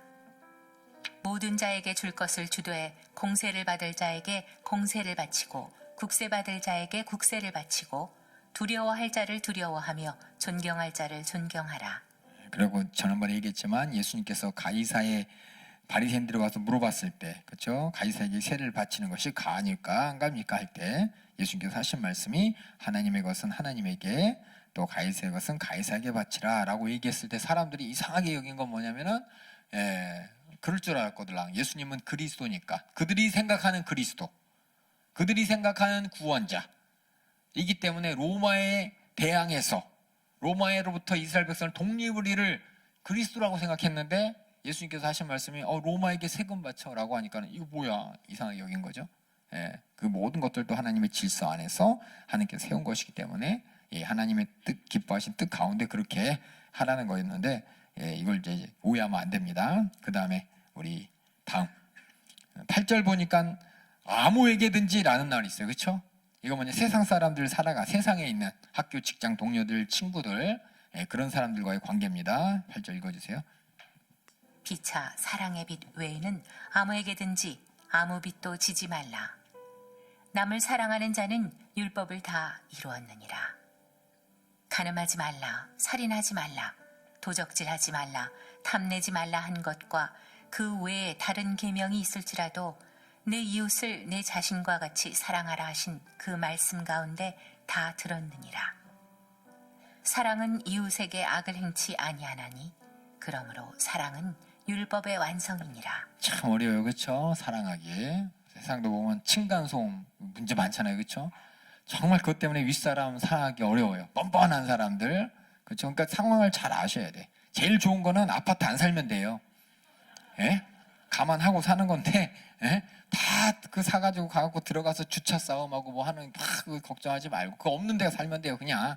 예? 주차 문제 때문에 걱정이면 차를 안 사면 돼요. 차를 안 사면. 근데 다 그 방법이 있는데, 차도 사야 되고 아파트도 살아야 되고, 그러니까 주차 문제, 주차장 때문에 싸우고, 또 그것 때문에 싸우면서 어떻게 해야 되냐. 사랑으로 정말 섬기는데, 사랑으로 섬겨지는 게 한계가 있으면은, 내가 정말 안 돼 있으면 그냥 도망가세요. 문제를 만들지 마시고, 사랑하라는 것이 그냥 다 그냥 당하라는 얘기 아닙니다. 당하라는 얘기가 아니에요. 그래서 이렇게 이웃에게 아무에게든지 사랑의 빛 외에는 지지 마세요. 그 뭐냐면은 내가 아쉬운 사람 되면 안 됩니다. 그냥 이렇게 베푸는 거에 대해서 나중에 받아야지 이렇게 하지 마시고, 사랑으로 섬기고, 세상에 그러잖아요. 밥 한 그릇 먹었으면 막 새는 사람 있어요. 나중에 먹었는데 저는 언제 나한테 얻어먹을까 이런 생각이 있는데, 베풀고 팔고 내가 할 수 있으면, 그렇죠? 할 수 있으면 하는 것이고, 그 사람들이 부담스럽고 그러면은 아예 그런 빚질 일을 안 만들면 되죠. 누군가 만났는데 그 사람은 막 그런 거 따지는 사람 있어요. 그럼 그 사람한테 안 얻어먹으면 되죠. 얻어먹고 나서 나중에 막 치사하게 한 번 샀다고 먹다고 뭐라고 하냐 그러지 마. 그런 생각 하지 마시고 베푸시고, 그리고 이게 뭐냐, 문제를 만들지 말라는 거예요. 내가 문제 만들지 말라는 거예요. 내가 죄를 그 사람에게 질 수 있는 어떤 기회를 주지 말라는 겁니다. 그래서 사랑이라는 것이 좋아 사랑해 이게 아니라, 저 사람이 나 때문에 죄질 일 만들지 말라는 거예요. 이것이 사랑의 빛 외에는 아무에게도 비치지 말라라고 했고, 그 다음에 세상 속에서, 우리 세상 속에서, 제가 이제 보면 여기 이제 11절에 보니까 너희가 이 시기를 알거니와 그랬죠. 시기에 대한 문제, 우리가 살고 있는 이 시대 가운데 내가 어떻게 살아야 되는지 우리 11절부터 또 읽어주세요. 또한 너희가 이 시기를 알거니와 자다가 깰 때가 벌써 되었으니 이는 이제 우리의 구원이 처음 믿을 때보다 가까웠음이니라. 밤이 깊고 낮이 가까웠으니 그러므로 우리가 어두움의 일을 벗고 빛의 갑옷을 입자. 낮에와 같이 단정히 행하고 방탕과 술 취하지 말며 음란과 호색하지 말며 쟁투와 시기하지 말고 오직 주 예수 그리스도로 옷 입고 정욕을 위하여 육신의 일을 도모하지 말라. 이 세상, 우리가 살고 있는 이 세상에 대해서 하나님께서는 에베소서에서 바울이 에베소 교회를 통해서 2장 2절에 얘기했습니다. 우리 민선이가 잠깐 읽어주세요. 그때 시작. 그때 너희가 그 가운데서 행하여 이 세상 풍속을 좇고 공중의 권세 잡은 자를 따랐으니 곧 지금 불순종의 아들들 가운데서 역사하는 영이라. 그때가 언제냐면 예수 믿지 않았을 때, 이 세상은 뭐냐면 예수 믿지 않는 사람들이 사는 이 세상이죠. 그건 항상 내가 예수 믿더라도 그 세상은 있죠. 내가 예수 믿더라도 내가 그때가 있고 이 세상 풍속은 그대로 있잖아요. 그렇죠? 그 가운데서 나는 어떻게 살아야 되느냐 그거예요 지금. 시기가 어떤 시기냐? 나는 예수 믿고서 이제 이때만을, 그 세상, 그 예수 믿기 전에 사람들이 사는 그 시기와 그 세상에서만 사는 사람이 아니라, 예수 믿은 다음부터는 우리가 사는 세상 어떤 세상이냐? 주님 오실 날을 기다리는 시기요, 주님 오실 날을 기다리는 세상을 사는 겁니다. 예, 그래서 이 두 개를 같이 사는 거예요, 우리는. 예, 하나님 나라 교회 안에서 하나님 말씀을 듣고 주님의 때를 기다리는 사람인과 동시에 세상에, 그렇죠? 악한 마귀가 이 세상에 움직이면서 예, 이 세상에 흘러가는 이 세상과 나는 어떻게 살아야 되느냐? 항상 내가 어디 소속되어 있는지 잊지 말라는 겁니다. 주 예수 그리스도로 옷 입고 주님의 생애를 재현하고 신부의 옷을 입고 정욕을 위하여 육신의 일을 도모하지 말자. 왜냐하면 우리는 육신의 얽매인 삶이 아니라 내 영의 새로운 것을 생명의 성령의 법으로 알고 분별하고 내 영혼의 때를 위해 사는 사람이기 때문에 정욕을 위하여 돈이 목적이 아니죠. 그리고 유행이 목적이 아니죠. 어떻게 생겼냐, 내가 세상 사람들 하는 거 다 따라가는 그런 삶이 아니죠. 그리고 하나님이 주신 이 권리와 자유를 막 방종으로 하면 안 되고 책임과 의무를 다 하면서 해야 되는 것이고, 또 세상은 도박이 재미죠. 마약도 재미고 문신도 재미고 성적 타락, 술, 담배 모든 죄들이 그냥 뭐 다 하는 거 한 번씩 하는 거 아니야. 남자라면 술도 먹고 담배도 피고, 남자라면 뭐 이것도 하고 저것도 하고, 또 여자들도 그렇죠. 여자가 이것도 하고 저것도 하고 이렇게 할 수도 있지. 이런 모든 것들의 이 세상에선 뭐 그럴 수도 있다라고 하지만 절대 거기에 얽매이지 않고 우리는 확실히 예수 믿고 구원받은 사람으로서 하나님을 아는 사람으로서 하나님의 은혜를 알고 하나님의 주권적인 섭리를 알고 그 가운데 주님 오실 그날을 기다리는 사람으로서 우리 항상 소속 분명하게 하고 살아야 된다는 것이 이 시기 가운데, 그렇죠? 나는 하나님의 시기를 사는 사람이고, 비록 내 육신은 이 땅에서 세상의 시기에 살고 있지만 분명히 내가 어느 시기에 살고 있냐, 하나님이 계획하신 섭리의 시대를 살고 있냐, 섭리랑 상관없는 이 세상 풍속을 쫓는 공중의 권세잡을 따라가는 이 시대에 살아야 되느냐, 분명히 알고 살아야 된다는 것이 바로 이 시기의 우리의 삶입니다. 이게 신앙생활이잖아요, 그렇죠?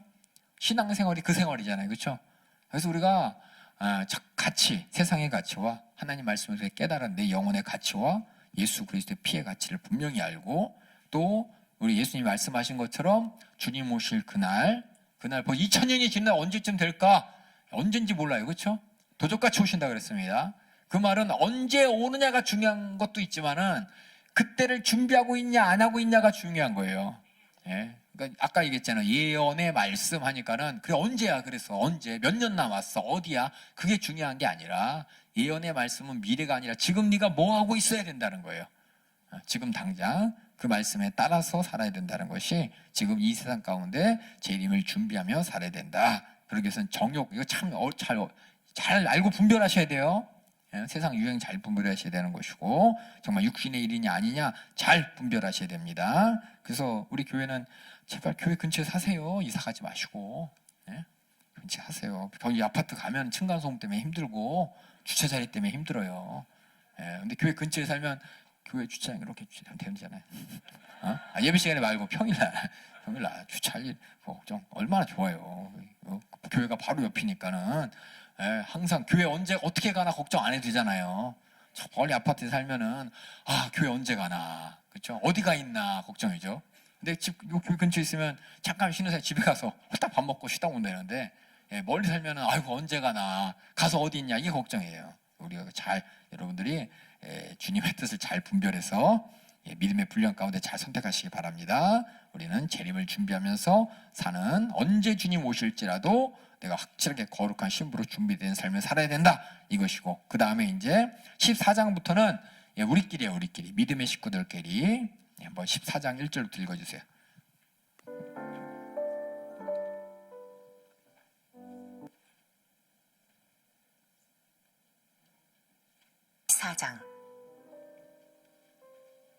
믿음이 연약한 자를 너희가 받되 그의 의심하는 바를 비판하지 말라. 어떤 사람은 모든 것을 먹을 만한 믿음이 있고 연약한 자는 채소를 먹느니라. 먹는 자는 먹지 않는 자를 업신여기지 말고 먹지 못하는 자는 먹는 자를 판단하지 말라. 이는 하나님이 저를 받으셨음이니라. 남의 하인을 판단하는 너는 누구뇨? 그 섰는 것이나 넘어지는 것이 제 주인에게 있음에 저가 세움을 받으리니 이는 저를 세우시는 권능이 주께 있음이니라. 우리가 남을 이렇게 비판하지 않는 이유가 뭐냐? 비판하면 나쁜 거가 아니라 그 사람을 하나님이 세웠다는 겁니다. 하나님의 주권을 인정하기 때문에 주권과 섭리에 따라서 저 사람이 저렇게 한다. 그러니까 하나님이 기뻐하시는 일 할 때 함께 우리가 하나님이 각자의 이제 직위가 있잖아요, 그렇죠? 밖에서 안전운전 하시는 안전관리 하시는 분도 있고 우리 교회는 예배위원도 있고 그렇죠? 근데 예배위원이 왜 이러냐? 저 사람한테는 저렇고 나한테는 왜 그러냐? 저 사람 앞에 자리에 앉겠다고 저렇게 막 달려가는데 저 사람은 가만 놔두면서 왜 나는 말리냐? 그러면서 막 여러 가지 막 판단하고 막 이렇게 정죄하고 막 시비 걸고 그러는데 각자 그 위치가 뭐냐? 하나님이 주권 가운데 세운 자리라는 겁니다. 섭리가 있고. 그렇기 때문에 그것을 인정하고 판단하지 말고 비판하지 말라는 거예요. 그 사람이 무슨 내 판단에 아니 어떻게 저럴 수 있어? 라고 하는 그 모든 것도 하나님께서 판단하시고 하나님께서 다 주관하시기 때문에 그 모든 질서에 순종할 뿐이지 판단하지 말라는 겁니다. 그래서 남의 하인을 판단한 누구뇨? 이 하나님의 주권 아래에서 이루어진 일입니다. 하나님의 주권 아래서 세워진 직분이 있고 하나님의 주권 안에서 각자 자리에서 주님의 뜻을 수중드는 일이 있는데 이걸 가지고 왜 이러냐? 이거 잘못된 거 아니냐? 라고 판단하지 말고 하나님이 세우셨으니 하나님의 권세를 인정함으로 비판하지 말라는 겁니다. 그래서 뭐냐? 여기 보면 이제 첫 번째는 먹는 것 때문에 그쵸? 먹는 거. 그쵸? 먹는 것 때문에 업신여기지 마. 그 당시에는 뭐예요? 그 당시에 고기 먹는 것 때문에 그 당시에 막 사람들이 초대교회 있잖아요. 초대교회. 그쵸? 초대교회 때 이게 우상의 제물이냐? 왜냐? 고기 먹는 게 우리는 정육점 가서 먹잖아요. 그렇죠? 그 당시에 고기 먹는 일이 언제냐? 이방인들하고 같이 섞여 있을 때 고기 먹을 때 그게 언제냐? 언제 먹어요? 보통 이제 제사 드리면 고기가 나오는데 그거는 예루살렘에서 일이고 대부분 고기는 누가 먹느냐? 그 이방 신전이나 우상 제물 있잖아요. 우상 제물을 뒤로 빼돌려서 판단 말이에요. 그 고기 이제 시장에서 파니까 먹으니까 그런 고기도 있고 안 그런 고기도 있는데 그런 고기인지 우상숭배한 고기인지 그냥 도축한 고기인지 분별하지 못하고 먹을 때 그걸 가지고 이제 바울도 그랬잖아요. 시장에서 파는 거 의심하지 말고 그냥 먹어라. 그렇죠? 근데 만약에 그게 우상숭배하는 게 확실하면 먹지 말아야 되죠. 그런 것처럼 각각의 먹을 만한 일에 대해서 먹는 일, 율법에는 특히 이제 먹어라 먹지 말이 되게 많잖아요. 그렇죠? 율법에 대해서는 뭐예요? 오징어 먹으면 돼요, 안 돼요? 안 돼요. 굴도 먹으면 안 돼요. 전복도 안 돼요. 쭈꾸미도 안 돼요. 안 돼. 먹지 마는 게 왜 너무 많아, 그렇죠? 그럼 어떻게 해야 돼, 그렇죠? 율법 따라서. 그러니까 이방인들이 그걸 먹는 걸 가지고 유대인들이 아니 하나님 율법 가지고 정죄라고 이랬다고요. 근데 하나님께서 뭐냐? 우리는 그 예루살렘 공회의 회의를 통해서 피와 목매인 것과, 그렇죠? 몇 가지 빼놓고는 다 먹어도 된다고 이렇게 선포하자 그랬잖아요. 이방에 힘들지 않게. 그런데 어떤 사람이 뭐냐? 하나님 말씀의 뜻을 깨닫고 먹으면 안 되겠다 생각해서 안 먹는 사람이 있단 말이에요. 그 사람은 자기 믿음 가운데 결정한 것인데 그걸 가지고 어떻게 그럴 수 있냐라고 손가락질하고 업신여기고 판단하지 말라는 겁니다. 특히 제가 항상 얘기하는데 우리 교회 이제 맨 처음 오시는 분들은 우리 주일날 물건 안 사는 거 알잖아요, 그렇죠? 그걸 안 사고 항상 토요일날 예비하고 있다가 주일날 가지고 먹잖아요, 그렇죠? 그러니까 항상 찬 거 먹고 데워서 먹고 뭐 이렇게 먹지만은 근데 어떤 분들이 참 너무 감사해서 섬기고 싶어서 주일날 아침에 오면서 사왔어요, 그렇죠? 주일 아침에 막 남이나 대접받기 미안해서 얼마나 마음이 착해요, 그렇죠? 대접받기 미안해서 사왔는데 그걸 보면서 어떤 사람이 아니 이거 주일날 사지 말라는데 이거 갖다 두고 확 버렸대. 그러지 말라는 거예요, 그렇죠? 그 사람 마음을 그 사람 믿음의 분량이 잘 설명해주고 그래야지 그걸 가지고 막 정죄하고 판단하고 그러지 말라는 겁니다, 그렇죠? 우리 교회 보면 돼지고기 안 드시는 분이 있어요, 그렇죠? 구약의 율법이 그렇죠? 돼지고기 먹지 말아라 그랬어요. 그죠? 돼지는 정의의 동물이고 특별히 우상 제물도 많이 쓰였고 그 돼지의 습성이 있고 그래서 그걸 내가 혹시 먹으로 말미암아 하나님 앞에 옳지 않다는 내 신앙 양심이 내가 견디지 못하기 때문에. 근데 잘 먹는 사람도 있잖아요. 먹는 사람 먹지 않는 사람 서로 비판하지 마. 각자 자기 신앙 결정에 하나님 깊으실 대로 자기가 정한 거기 때문에 뭐라고 안 하는 거예요. 저는 돼지고기 먹을까요, 안 먹을까요? 먹지 말아야겠네. 누가 이렇게 흔드셨는데 먹지 말아야겠네. 큰일 났네. 그렇죠. 알겠어요. 판단하지 말아주세요. 저도 안 먹어야 돼. 자신 없는데 하여튼 그렇게 먹는 거 갖고 뭐로 하지 마시라는 겁니다. 근데 피는 안 돼요. 순대 안 돼요. 순대. 이거는 공식적으로 저희 교회 앞에서 그 피는 절대 먹지 말라 그랬으니까. 어떤 분들은 그래요. 피 안 들어간 거 먹었어요. 요새 순대는 피 안 들어가요. 그리고 나는 오징어 순대 먹는데요. 그러면서 오징어 순대 아니냐? 오징어 순대가 무슨 순대냐? 싸우지 마시고 각자 믿음에 따라 결정하는데 피 들어가는 건 절대 안 됩니다. 선지 안 돼요. 선지 해장국 드시면 안 돼. 이 뭐냐 드신다고 제가 쫓아가서 막 이렇게 정지하진 않습니다. 여러분의 각자 믿음 가운데 정하는데 피는 절대 안 된다는 거 성경에도 기록되어 있으니까 그거 순댓국이니 선지니 이런 거 맛있는데 어떻게 안 먹나 하지 마시고 하나님과의 믿음의 관계 가운데 하나님 기쁘실 대로 정하시고 혹시 그거 누가 보고서 뭐 비판하고 판단하시는 분은 없으셔야 돼요. 하나님이 하실 일이니까 그렇게 해서 먹는 거 갖고 판단하면 안 되고 5절부터 또 읽어주세요. 혹은 이 날을 저 날보다 낮게 여기고 혹은 모든 날을 같게 여기나니 각각 자기 마음에 확정할지니라. 어떤 사람은 날 때문에 그렇죠? 날 때문에 그 말은 뭐냐면은 이 날이 더 좋다, 저 날이 좋다 이게 뭔지 이 날, 저 날 이거 정확하게 전 잘 모르겠어요. 근데 마음에 이 날 때문에 또 싸웠나 봐요. 또 서로 날 때문에 이런 거 있죠. 우리가 성탄절을 몇 월 며칠 날 보내죠? 12월 25일이 진짜 예수님 생일일까요? 아니죠. 근데 우리가 그냥 기념하는 거죠. 그거 가지고 뭐 진짜 아닌데 뭘 왜 그러냐. 진짜 나를 찾기 위해서 막 고고학자는 막 찾고 막 그런다 그러면 4월쯤이다 어쩌다 뭐 큰 별이 나타나고 뭐 일기고 보고 하니까 나 4월쯤 되겠다 뭐 이런 얘기도 있는데 믿음 가운데 우리가 모두가 확정하고 그날이 중요한 게 아니라 예수님이 성탄하신 그것이 우리한테 중요한 것이고 그날 우리 모두가 한 마음으로 하나님께 감사하는 게 중요한 것이지 그날이 진짜 맞냐 틀리냐가 중요한 게 아니라는 겁니다. 그래서 이렇게 날이 중요한 게 아니고 각자 마음에 확정해서 중요한 건 하나님이 기쁘신 뜻대로 우리가 하나님의 은혜를 기억하는 것이고 하나님께 감사하는 것이기 때문에 그 다음에 6절 읽어주세요. 나를 중히 여기는 자도 주를 위하여 중히 여기고 먹는 자도 주를 위하여 먹으니 전제 조건이 뭐냐 우리 모두가 무엇을 먹던 무엇을 마시던 뭘 하던 주님의 영광을 위하여 주님의 기쁘신 대로 할 때 비판하지 말라는 겁니다. 아시겠죠? 대놓고 뭐예요? 주님의 뜻대로 안 하는 것은 우리가 어떻게 돼요? 하지 말라고 확실하게 선을 그어야 되는 거죠. 일부러 막 그런 사람 확실하게 이거 악용하는 사람 있으면 절대 안 되는 거죠. 그 다음에 읽어주세요. 이는 하나님께 감사함이요 먹지 않는 자도 주를 위하여 먹지 아니하며 하나님께 감사하느니라. 우리 중에 누구든지 자기를 위하여 사는 자가 없고 자기를 위하여 죽는 자도 없도다. 우리가 살아도 주를 위하여 살고 죽어도 주를 위하여 죽나니 그러므로 사나 죽으나 우리가 주의 것이로라. 우리가 은혜의 종으로서 빚진 자 주의 것이라는 그쵸? 주님과의 관계가 확실한 사람들끼리 서로 비판하지 말라는 겁니다. 우리 서로 우리 주님 안에서 살아도 죽어도 주님의 영광을 위해 주님의 은혜 안에 있는 사람들이 되어서 서로 비판하지 않길 부탁드리겠습니다. 판단하지 않길 부탁드리겠습니다. 저도 이제 판단할 일이 많아요. 보면 항상 얘기하지만 맨날 오는 게 문자에 와요. 주차 때문에 힘듭니다. 차들이 막 서 있을 곳에 서 있으면 서 있지 말아야 돼. 쓴 차가 너무 많습니다. 그럼 저도 마이크 들고서 그러시면 안 돼요라고 막 하고 싶은데 웬만하면 부드럽게 하려고 해요. 저도. 근데 언젠가는 하나님께서 심하게 어떻게 강하게 말할지도 모르겠는데 거기 세운 사람들이 그럴 사정이 있겠지.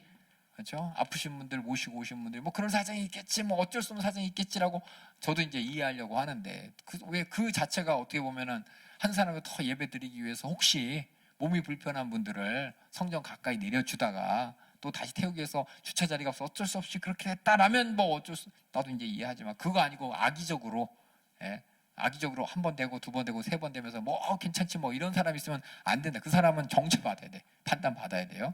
우리 모두가 다 하나님께 감사함으로 주님의 영광을 위해서 하기 때문에 이런 비판 그냥 어떤 기준이 좀 벗어난다는 뜻이 뭐냐 우리가 다 정한 것이 아닐지라도 좀 이렇게 서로 품어주고 감사해. 그거 남용하면은 이렇게 판단돼야 되는 겁니다. 남용하면 안 됩니다. 그래서 여기 보면은 전제 조건이 뭐냐 우리가 비판하지 않는 전제 조건이 자기를 위해 사는 자가 없기 때문에 그렇죠? 자기를 위해 죽는 자도 없기 때문에 주를 위한 것이 살아도 죽어도 또 주님의 것인 것이 확실히 이게 은혜 충만한 사람끼리 각자 믿음의 분량에 따라 행동하다 보니까는 이게 좀 다르게 보이지만은 뜻은 하나란 말이에요. 그거에 대해서 우리 비판하지 말자는 거지. 근데 그런 비판을 여러분이 그 다음에 비판하지 말고 그 다음에 29절 읽어주세요. 이를 위하여 그리스도께서 죽었다가 다시 살으셨으니 곧 죽은 자와 산 자의 주가 되려 하시니라. 내가 어찌하여 내 형제를 판단하느뇨 어찌하여 내 형제를 업신여기느뇨? 우리가 다 하나님의 심판대 앞에 서리라. 기록되었으되 주께서 가라사대 내가 살았노니 모든 무릎이 내게 꿇을 것이요 모든 혀가 하나님께 자백하리라 하였느니라. 결국 하나님 앞에서는 모든 선악이 다 나타난다는 겁니다. 하나님께서 판단하시고 하나님께서 다 심판하시기 때문에 내가 섣불리 심판하면서 심판하지 않을 말을 심판하고, 그렇죠? 그래도 스스로 정죄당하지 말고 하나님 앞에 다 잘못한 것이 있다면 저 사람도 주를 위해, 내가 다 주를 위해 한다 그러는데 그것에 대해서 아니 분명히 아닌 거는 얘기하겠지만은 각자 주를 위한 거에서 내가 스스로 판단하지 말라는 얘기를 하는 것이고, 판단은 하나님이 하신다는 것이고, 혹시 그 안에 정말 정죄받을 일 있다면 하나님께 그 앞에 하나님 앞에서 다 이렇게 자백하면서 심판받는다는 것이 있기 때문에 우리는 서로 우리 안에서요, 우리 안에서 여기 보면 우리라고 써 있죠. 우리라는 조건은 살아도 죽어도 주님을 위한 주님 예수 그리스도의 피의 은혜로 구원받은 우리 안에서입니다. 그다음에 읽어주세요. 이러므로 우리 각인이 자기 일을 하나님께 직고하리라.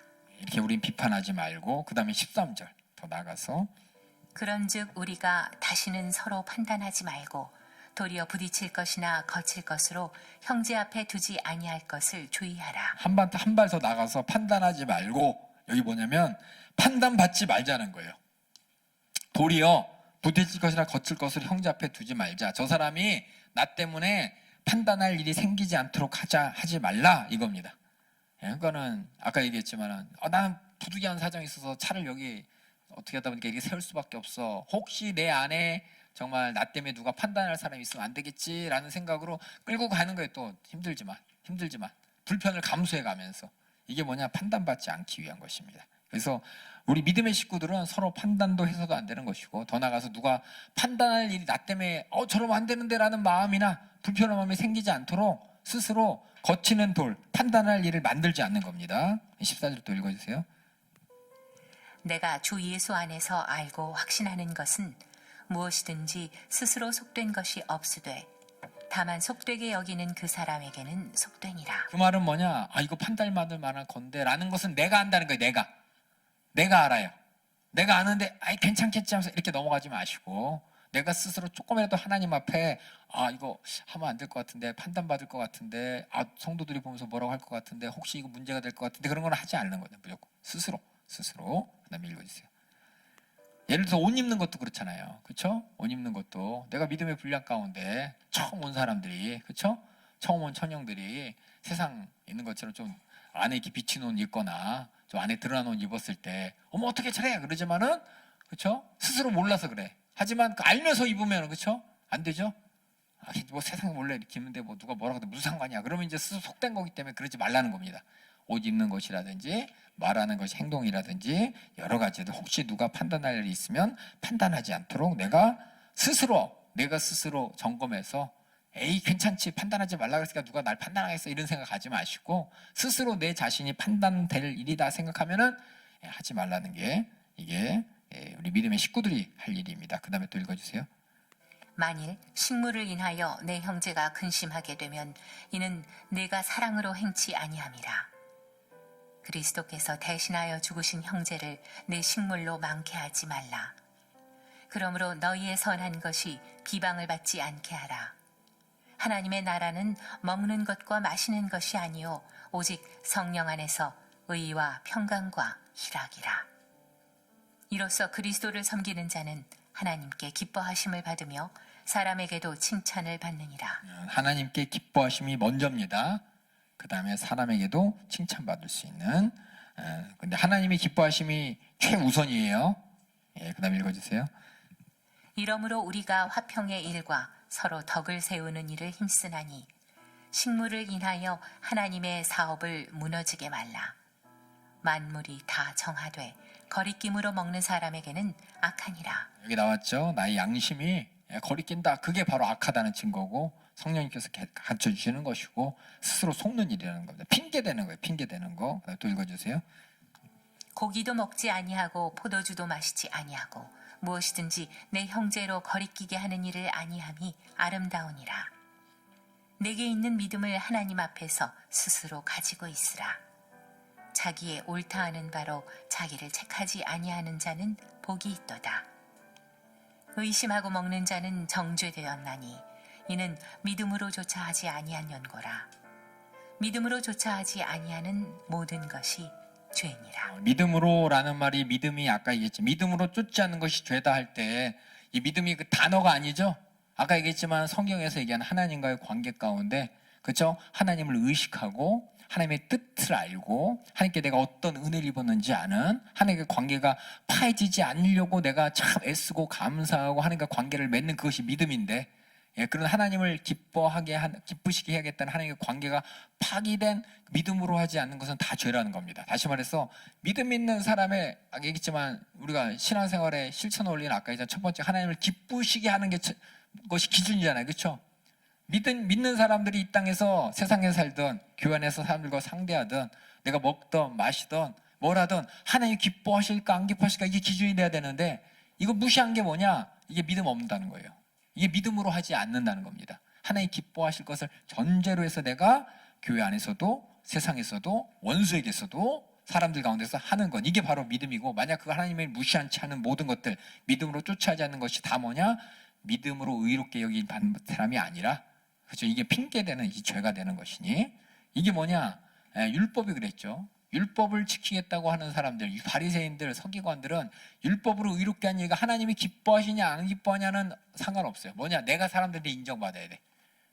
내가 중심이에요. 하나님이 기뻐하시는 게 아니라 내가 인정받아야 돼. 내가 인정받기 위해서 율법을 했냐 안 했냐를 내가 먼저 스스로 보고 그 다음에 다른 사람 정죄하기 바빴습니다. 그래서 바리새인 서기관들이 하는 일이 뭐냐면 남 정죄하는 일이었어요. 뭐냐? 내가 기준이에요. 하나님의 기준이 아니라 내가 아는 율법의 지식 기준이에요. 그래서 뭐냐? 그건 믿음 아니라고. 그렇게는 우리가 하나님 앞에 의롭게 될 수 없다고 얘기했기 때문에 여기 색깔로 써 있는 거 보면은 22절에 내게 있는 믿음을 하나님 앞에 스스로 가지고 있으라. 참 뭐 스스로 갖고 있으란 말이 뭐예요? 누군 뭘 나만 알아요, 나만. 이것이 정말 믿음인지 아닌지 하나님의 기뻐하실 양이 나만 안다는 겁니다. 그 하나님을 의식하면서 22절, 23절 끝에 믿음으로 쫓아하지 않는다는 하나님을 의식하지 않는 그 모든 것들 하나님 기쁘신 거랑 무상관없이 그냥 하는 모든 것들이 죄다라고 돼 있으니 우리는 믿음의 법이라는 말, 믿음으로라는 말 안에 얼마나 많은 참 그 안에 하나님과의 관계나 그 모든 속사정, 특별히 예수님을 통해서 이루어진 하나님과의 관계 이거 절대 잊어버리지 말고 그냥 믿음으로 하면 안 됩니다. 믿음으로 기도합시다 할 때 그냥 네 글자니까 믿음으로가 아니라 자 뭐가 보여야 되냐? 구약의 하나님의 의의 법이 보여야 되고 예수님이 이 땅에 오셔서 나를 위해 십자가를 죽으시는 대속의 은혜가 보여야 되는 것이고 그 가운데 내가 어떻게 구원받았는지 참 기가 막히게 하나님의 섭리고 하나님의 뜻이고 참 내가 이렇게 택함받았다는 게 그저 은혜네 라는 그 모든 걸 다 포함해서 믿음으로라는 말에 다 들어가는데 세상은 믿음으로 구원받았다 그 말이 너 교회 다니니까 구원받았어 너 기독교니까 구원받았어 성경에서 믿음을 하고 상관없는 믿음을 사람들이 입에 올리고 얘기를 합니다. 그러니까 여러분들이 이걸 잘 분별하셔야 돼. 성경에 있는 모든 용어들 예수님 또 복음 또 뭐예요 은혜 구원 주님의 특별히 뜻 이런 거 다 여러분들이 성경 전체를 통해서 분별하셔야지 안 분별하면 나중에 똑같은 언어를 사용하는 거짓 선지자들 거짓 적그리스도들에게 홀랑 다 넘어갑니다. 잘 아셔야 돼요. 그 다음에 우리 그래서 뭐냐 여기까지 8가지죠. 8가지 처음에는 내 스스로 그 다음에 원수에 대해서 세상에서는 세상 권세에 대해서 세상 사람들에 대해서 또 세상에 살면서 그 다음에 교회 안에서 우리가 서로 어떻게 믿는 자끼리 판단해서도 한다고 판단받지 않도록 주의하라. 믿음 안에 있다면 하나님이 기뻐하실 뜻이 무엇인지 안다면 분별하라고 이렇게 얘기했습니다. 그 다음에 15장부터 우리 마무리할게요. 실천 원리 마지막 저번에 얘기했지만은 첫 번째 12장 1절부터 2절에 하나님을 기쁘시게 하는 게 우선이었죠. 15장에서는 어떻게 해요? 그게 어떻게 안 보이는데요?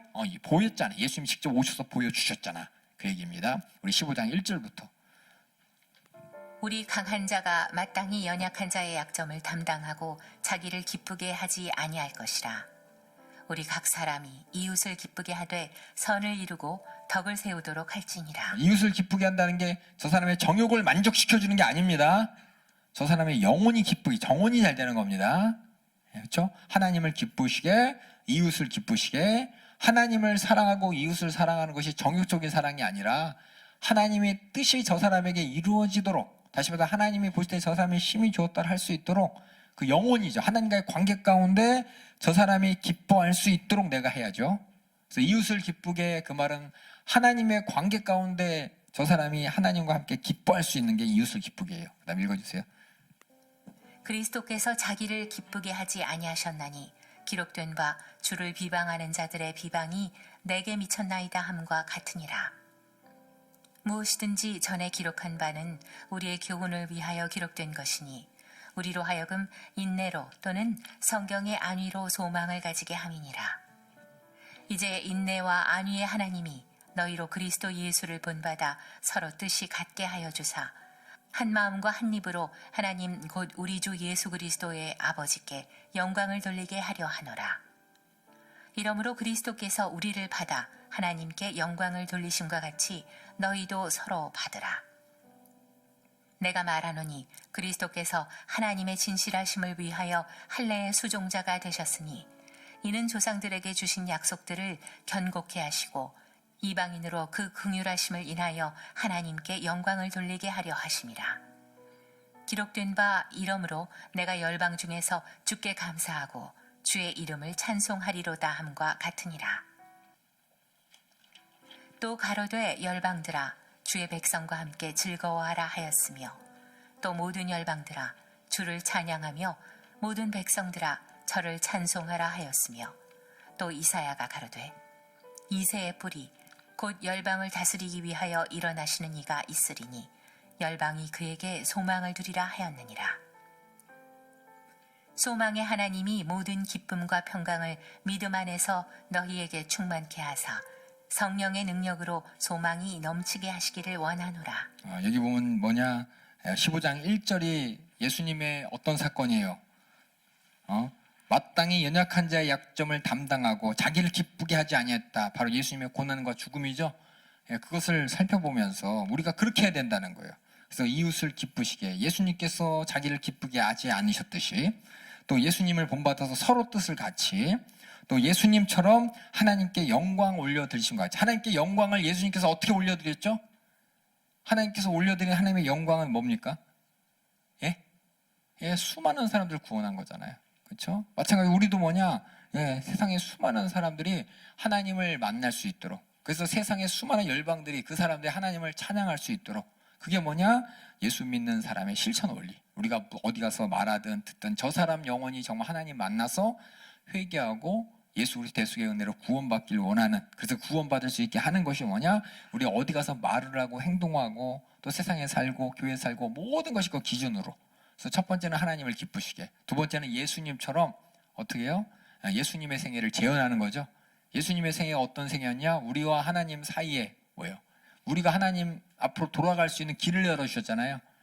나 때문에 저 사람이 하나님을 더 잘 알고, 나 때문에 저 사람이 하나님께 영광 올려드릴 수 있도록 하는, 그게 뭐냐, 우리가 이 땅에 사는 모든 언행심사의 기준이라고 얘기하면서, 그것이 내가 하는 게 아니라 성령의 능력으로 소망 가운데 된다고 이제 마지막 하면서, 이렇게 우리가 한 예수 믿는 사람으로서의 실천 원리에 대해서 뒤에 보면 이제 제가 요약해놨죠. 요약 한번 볼까요? 실천 원리, 그리스도의 안에서의 생활의 원리, 하나님이 기뻐하시는 거룩한 산제사로 영적 예배자가 되어서 하나님이 선하시고 기뻐하시는 온전한 뜻을 따라 하나님 기뻐하시는 게 기준이 되어서 각각 믿음의 분량대로 또 사랑으로 선에 속해 소망 중에 즐거워하며, 다른 사람에게는 함께 같이 선으로 악을 이겨야 되고, 세상에서는 존중할 자를 존중하고 두려워할 자를 두려워하는데 기준이 하나님을 기쁘시게 하는 그 범위 내에서 세상 사람들 앞에서는 하나님을 기쁘시게 하는 그 사랑으로 모든 율법을 완성하고, 세상 속에서 하나님 기쁘시게 하는 방법이 삶이 어떤 삶이냐, 재림을 준비하는, 주님 오시를 준비하는 거룩한 신부로 준비하는 삶이고, 또 믿음의 식구들 안에서 하나님이 기뻐하는 뜻이 뭐냐, 판단하지 않고, 그러니까 믿음의 식구들 안에서는 다가 아니에요. 주님의 뜻을 위해서 하는 사람들이 아니에요. 그렇죠? 교회 안에 있는데 처음 온 사람들, 예배 시간에 막 떠드는 사람들, 예배 시간에 막 난장판 피는 사람들, 이 사람이 거기는 우리 아니에요. 우리, 그렇죠? 예수 믿고 구원받아서 정말 믿음 안에서 신앙생활하는 우리 안에서 서로 판단하지 말고, 서로 판단할 일도 만들지 말고, 그것이 바로 우리 안에 스스로 하나님에 있는 믿음을 가지고 그 믿음을 쫓아가는 것이지, 그거 만약에 벗어나면 죄라는 것, 예수 믿지 않는 사람들에게 해당하는 게 아닙니다. 이거 아시죠? 주님의 은혜, 믿음 안으로 쑥 들어가지 않은 사람에게 한 얘기가 아니라 그 안에 들어가 있는 사람끼리에 관한 관계에 대해서 얘기한 겁니다. 그 다음에 그래서 우리는 뭐냐, 가끔 그래요. 교회 와가지고 교회가 왜 그래, 교회가 사랑이 넘치고 교회가 왜 이렇게 정죄하고 판단하고 하지 말라, 이게 많어. 그 사람한테 그렇게 해야 돼요. 왜냐, 아직 예수 안에 안 들어왔기 때문에 교회 질서를 지키기 위해서. 교회 안에서 떠드는 사람, 교회 안에서 도둑질하는 사람, 교회에서 나쁜 사람 다 교회에서 이렇게 쳐내서 못 오게 하잖아요. 그것처럼 믿는 사람들 안에서 판단하지 말고 서로 판단 안 하도록 조심하는 거지, 믿지 않는 사람들에서 확실하게 정죄하고 말로 해서 안 되면은 출교도 하고, 그렇게 우리 거룩함을 지키라고 또 성경 또 기록되어 있습니다. 그래서 다시 한번 쓰면은, 그렇게 하나님 기뻐하신 뜻대로 하기 위해서 우리는 예수님을 본받아서, 그렇죠? 결국 이웃을 기쁘게 하는 것이 육신을 기쁘게 하는 게 아니라 그들이 하나님 만나서 기쁜 것이고, 결국 그들이 하나님께 돌아와서 하나님께 영광 올려드릴 수 있도록 우리가 언행심사가 다 그렇게 이루어지는 것이 이 땅에서 우리의 구원받은 자의 삶에 대해서 얘기했습니다. 우리 로마서 마지막 부분까지 했고요. 어떻게 살아야 되느냐, 가장 중요한 거 하나예요. 하나님이 기뻐하시는 바를 내가 아냐 모르느냐, 또 예수님께서 어떤 생각과 어떤 마음으로 이 땅에서 하나님의 뜻을 이루었냐를 알면은 그걸 가지고 세상에서, 교회에서 남에게 다 적용할 수가 있는데, 기본적으로 믿음이라는 것을 이해하지 못하면 하나님께서 우리에 대해서 어떤 관심을 갖고 계시고, 또 이것을 위해서 예수님은 이 땅에서 어떤 심정과 어떤 마음으로 우리에게 말씀하시고 십자가에 달려 죽으시고, 그래서 내가 뭘 알기를 원하시는지, 내가 어떤 태도로 주님께 나가기를 원하시는지까지 내가 알아서 그 안에 있을 때 하나님이 기뻐하시는 게 뭔지 내가 알게 되는 것이고, 또 예수님이 어떻게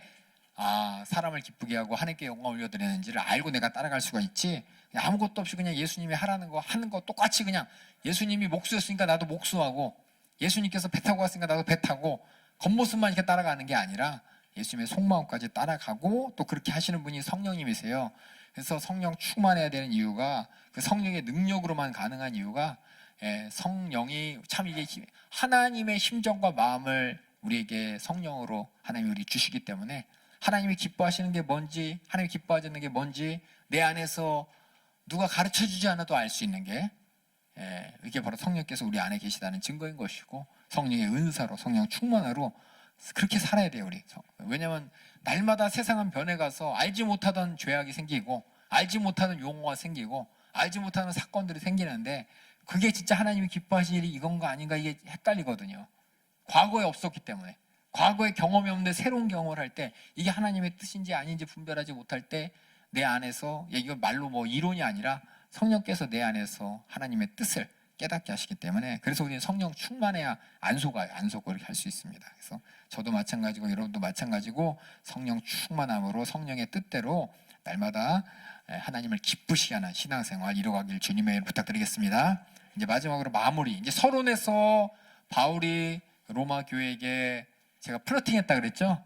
여러 가지 관심도 표현하고 그들과 관계를 표현하면서 했듯이, 마지막 편지 마지막에도 이제 끝인사를 통해서 그들에게 당부와 함께 또 마지막 또 할 말을 하고 있습니다. 우리 14장 1절 처음에는 뭐냐면, 바울 자기 자신이 그러니까 로마 교회는 바울을 만난 적이 없잖아요, 그렇죠? 만난 적이 없는 그들에게 내가 이렇게 쓴 것은, 처음에도 얘기했지만은, 내가 정말 내가 누구인지 다시 한번 얘기해 줄게. 내가 이렇게 편지를 쓰는 내가 누구인지 잘 알아야 돼. 나 이런 사람이야 라는, 어떻게 보면 자랑은 아니지만은, 이 자기가 보낸 편지의 어떤 신뢰성을 위해서 자기 자신에 대해서 이렇게 소개하는 게 우리 15장 14절부터입니다. 한번 14절부터 한번 읽어주세요.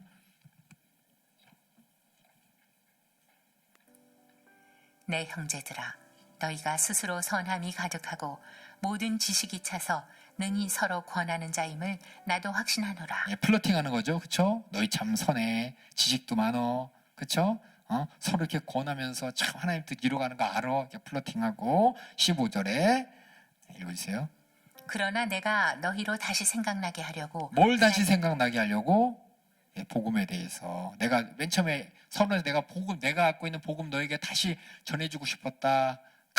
너희한테 가서 내 복음 전해주고 싶었어 라는 얘기 했잖아요. 그것처럼 내가 너희에게 지금까지 얘기했던 것을 다시 생각나게 하려고, 너희가 정말 내가 전하는 그 복음을 통해서 결국 목적이 뭐예요?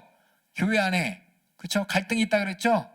그 복음을 통해서 바울이 전하는 믿음이라는 것을 통해서 믿음으로 구원받는 그 복음에 대해서, 그 은혜에 대해서 그들이 다시 생각하면서 뭘 해야 되냐? 갈등이 해결되길 원하는 거죠. 예, 그래서 그 목적으로 내가 다시 생각나게 하려고 읽어주세요.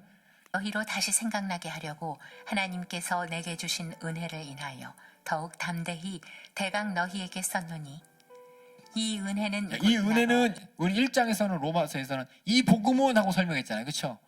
내가 너에게 전하는 복음은 그러면서 그렇죠?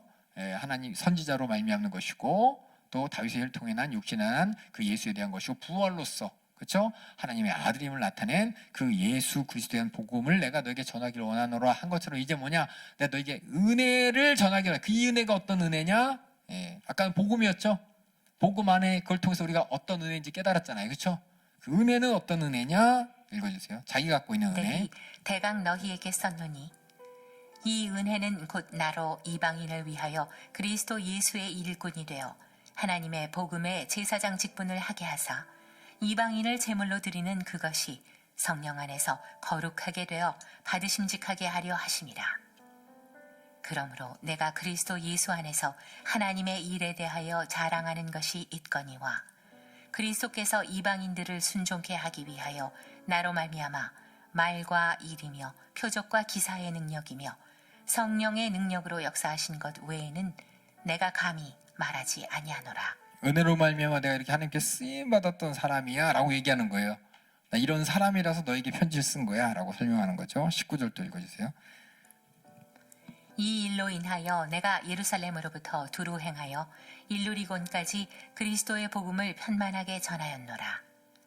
또 내가 그리스도의 이름을 부르는 곳에는 복음을 전하지 않기로 힘썼노니 이는 남의 터 위에 건축하지 아니하려 함이라. 기록된 바 주의 소식을 받지 못한 자들이 볼 것이요 듣지 못한 자들이 깨달으리라 함과 같으니라. 어쩌면 로마 교회에게도 이랬을 거예요. 내가 너희들한테 왜 안 갔냐면 이미 너희에겐 복음이 전해졌기 때문에 안 갔어. 나는 복음이 전해지지 않은 곳에 가서 복음을 전했거든. 어떤 자기 자신을 소개할 수도 있죠. 그렇죠? 예, 그래서 바울이 나 그런 내가 너에게 이 편지를 쓴 것은 뭐냐? 너희가 정말 하나님의 너에게 주신 그 복음, 원래 복음, 그 믿음 다시 생각나게 하려고 그래 썼다는 것. 예, 목적과 더불어서 그 자기가 쓴 내가 누군지 이런 권위 있는 나는 하나님이 쓰시는 그리스도께서 나를 통해 역사하신 사람이요 나를 통해 복음을 전한 난 이렇게 주님께 쓰임 받는 사람으로서 너희들 믿을만해. 그러니까 내 말이 정말 하나님의 말씀으로 받아들여줘 이렇게 강조하는 겁니다. 이게 쓴 목적이고 그 다음에 22절 또 읽어주세요. 그러므로 또한 내가 너희에게 가려 하던 것이 여러 번 막혔더니 이제는 이 지방에 일할 곳이 없고 또 여러 해 전부터 언제든지 서바나로 갈 때 너희에게 가려는 원이 있었으니 이는 지나가는 길에 너희를 보고 먼저 너희와 교제하여 약간의 만족을 받은 후에 너희의 그리로 보내줌을 바람이라. 너희를 만날 생각은 있었어.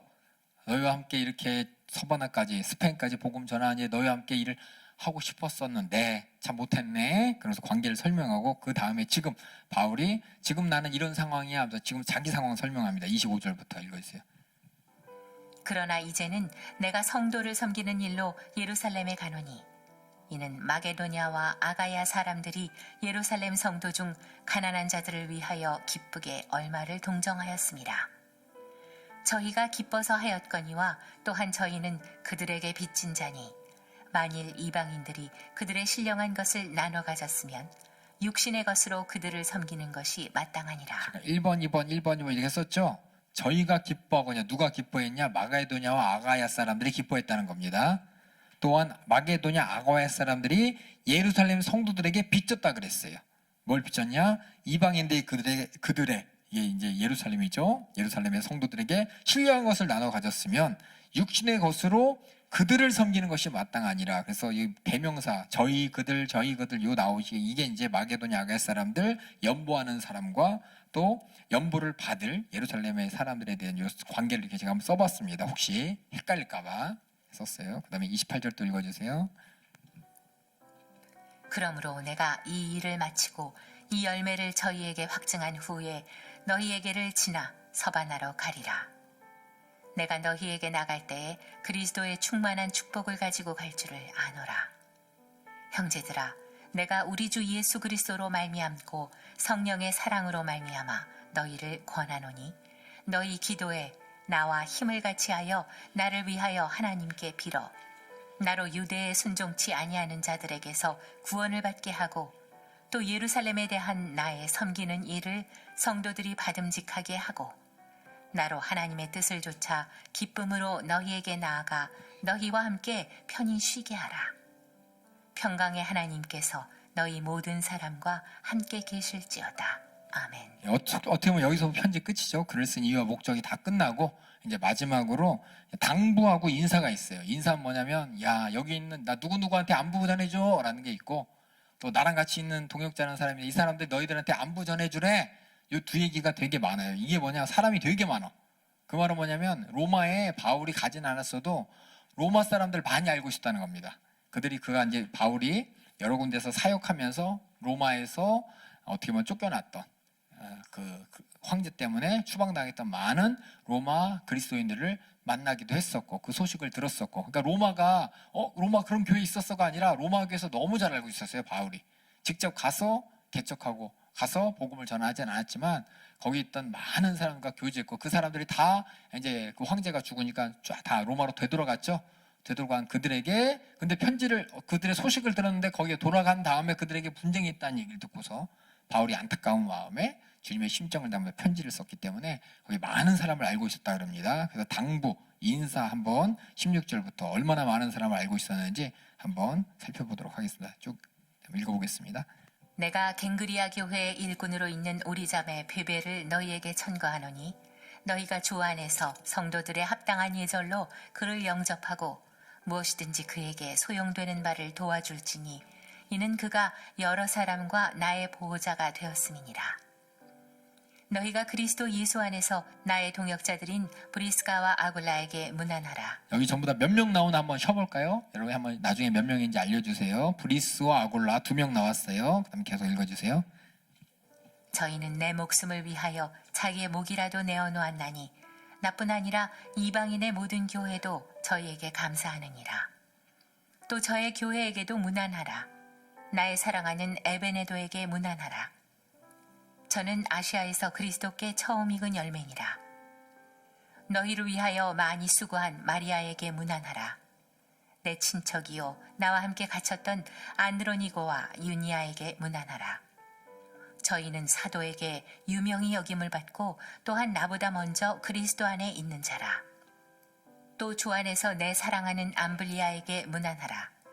그리스도 안에서 우리의 동역자인 우르바노와 나의 사랑하는 스다고에게 문안하라. 그리스도 안에서 인정함을 받은 아벨레에게 문안하라. 아리스토블로의 권속에게 문안하라. 내 친척 헤로디온에게 문안하라. 나기수의 권속 중 주 안에 있는 자들에게 문안하라. 주 안에서 수고한 드루베나와 드루보사에게 문안하라. 주 안에서 많이 수고하고 사랑하는 버시에게 문안하라. 주 안에서 택하심을 입은 루포와 그 어머니에게 문안하라. 그 어머니는 곧 내 어머니니라. 아순그리도와 블레곤과 허메와 바드로바와 허마와 저희와 함께 있는 형제들에게 문안하라. 빌롤로고와 율리아와 또 네레오와 그 자매와 올름바와 저희와 함께 있는 모든 성도에게 문안하라. 이름이 몇 개나 너희가- 나왔어요? 수 없어요. 그렇죠? 많죠? 한 2, 30명 나온 것 같아요. 그렇죠? 이렇게 많이 로마 교인들 알고 있었다는 거죠? 예, 그러니까 편지를 이렇게 진실하게 썼어요. 마음도 많이 가 있고. 또 읽어주세요. 있는 모든 성도에게 문안하라. 이렇게 로마 너희가- 교회에 읽어주세요. 거룩하게 입맞춤으로 서로 문안하라. 그리스도의 모든 교회가 다 너희에게 문안하느니라. 이게 엄청 많았습니다. 그렇죠? 이게 바울이 참 마당발이었나 봐요. 그렇죠? 엄청 많은 사람들 로마 교회에 돌아갔을 때 많이 있으니까 관심이 있었겠죠. 그러면서 이렇게 문안하는 인사와 또 문안하는 인사 사이에 다 마지막 훈계가 있습니다. 훈계. 한번 17절부터 그들에 대한 마지막 훈계. 편지 다 끝났는데 마음에 뭔가 할 말이 있었나 봐요. 마지막으로 하나 더 덧붙여서 하는 말이 있습니다. 17절부터 읽어주세요. 형제들아, 내가 너희를 권하노니 너희 교훈을 거스려 분쟁을 일으키고 거치게 하는 자들을 살피고 저희에게서 떠나라. 이 같은 자들은 우리 주 그리스도를 섬기지 아니하고 다만 자기의 배만 섬기나니 공교하고 아첨하는 말로 순진한 자들의 마음을 미혹하느니라. 너희 순종함이 모든 사람에게 들리는지라. 그러므로 내가 너희를 인하여 기뻐하노니 너희가 선한데 지혜롭고 악한데 미련하기를 원하노라. 평강의 하나님께서 속히 사단을 너희 발 아래서 상하게 하시리라. 우리 주 예수의 은혜가 너희에게 있을지어다. 예, 이 사단이 너희 발에 속히 사단을 너희의 발에서 상하게 하시리라. 그러면 사단의 역사가 있었다는 거죠. 어떤 역사가 있었나요? 아까 얘기했지 분쟁이 있었죠, 그렇죠? 그 밑에 보니까 또 미혹하는 자도 있다 그랬죠. 그러니까 미혹과 분쟁에 이 사단의 역사로 인해 너희 교회가 지금 갖고 있는 문제가 속히 해결되길 바란다라는 말이 있는 것이 마지막으로 이제 훈계했는데, 로마서에 보면 사단이란 말이 지금 처음 나왔어요, 그렇죠? 여러분이 성경을 읽으면 어떤 성경에는 마귀 얘기, 사단 얘기가 많이 나오는 얘기가 있고, 또 로마 그 바울의 서신서라든지 여러 서신서 보면은 마귀 얘기, 사단 얘기가 있는 편지도 있고 없는 편지도 있어요. 여러분 이걸 잘 보시면서 바울이 이렇게 사단 얘기를 마지막에 이렇게 한 이유가 뭐고, 어떤 편지에는 사단 얘기가 많고 어떤 데는 사단 얘기가 없고, 그게 뭔가 여러분이 잘 분별하셔야 되는데, 보면 예를 들어 갈라디아서 같은 경우에 있나? 사단이? 없는 것 같은데, 그리고 복음서 중에서도 마귀의 정체, 사단의 정체에 대해서 확 드러낸 게 요한복음 하나 있고요, 그렇죠? 사단과 마귀에 대한 얘기가 많은 게 이제 요한계시록도 있고, 옆에 보면 제가 몇 개 썼어요. 사단에 대해 마귀와 대적하라 이 말을 쓴 서신서가 4개가 있어요. 4개. 베드로전서, 야고보서, 또 데살로니가 후서, 에베소서 이렇게 있는데, 보통 베드로전서, 야고보서 같은 마지막에 이렇게 똑같이 모든 편지를 다 쓰고 마지막에 뭐냐? 마귀를 대적하라 라고 썼어요. 이 말은 뭐냐면 이 말을 들을 만한 교회에게 이렇게 하는 거예요. 그래서 이 로마 교회에게도 사단에 대한 얘기. 근데 에베소 교회는 처음부터 이렇게 이야기하거든요. 그때 내가 그 가운데서 이상 풍속을 공중에 권세 잡은 자가 하면서, 에베소 교회는 이 영적 전쟁에 대해서, 영적 상황에서 많이 한 얘기가 있고, 어느 교회는 영적 전쟁보다 실질적으로 너희들 싸우지 마. 사이좋게 지내고 너희들 주님의 뜻 잘 분별하고 사랑하고 이렇게 쓴 경우도 있어요. 이게 뭐냐? 우리가 가만히 보면 아까 믿음의 분량대로란 말이 있었잖아요. 믿음의 분량대로 어떤 사람에게는 영적 세계가 확 인정되는 사람이 있고, 어떤 사람은 영적 세계가 아직 인정되지 않는 사람도 있어요. 그래서 무조건 영적 세계 인정되지 않는 사람한테 어떻게 마귀 역사 그거에 대해서, 그렇죠? 인정하지 않는 사람한테 막 그 얘기하면 막 거부감 느낄 수도 있고, 그렇죠? 그러니까 이걸 잘 분별하셔야 돼요. 어떤 교회 보면은 마귀 얘기 안 하는 교회 있죠?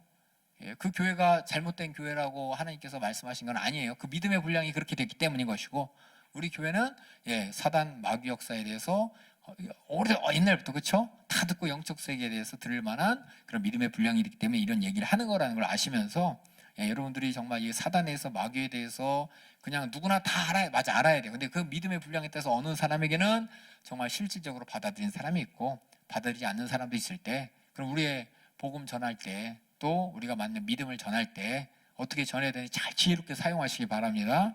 그냥 대짜고짜 이 귀신 역사 마귀 역사 막 이렇게 하지 마시고, 그렇죠? 이제 예수 믿으려고 막 하는데 막 마귀 떠나가 막 이러면은 그 사람 깜짝 놀래요.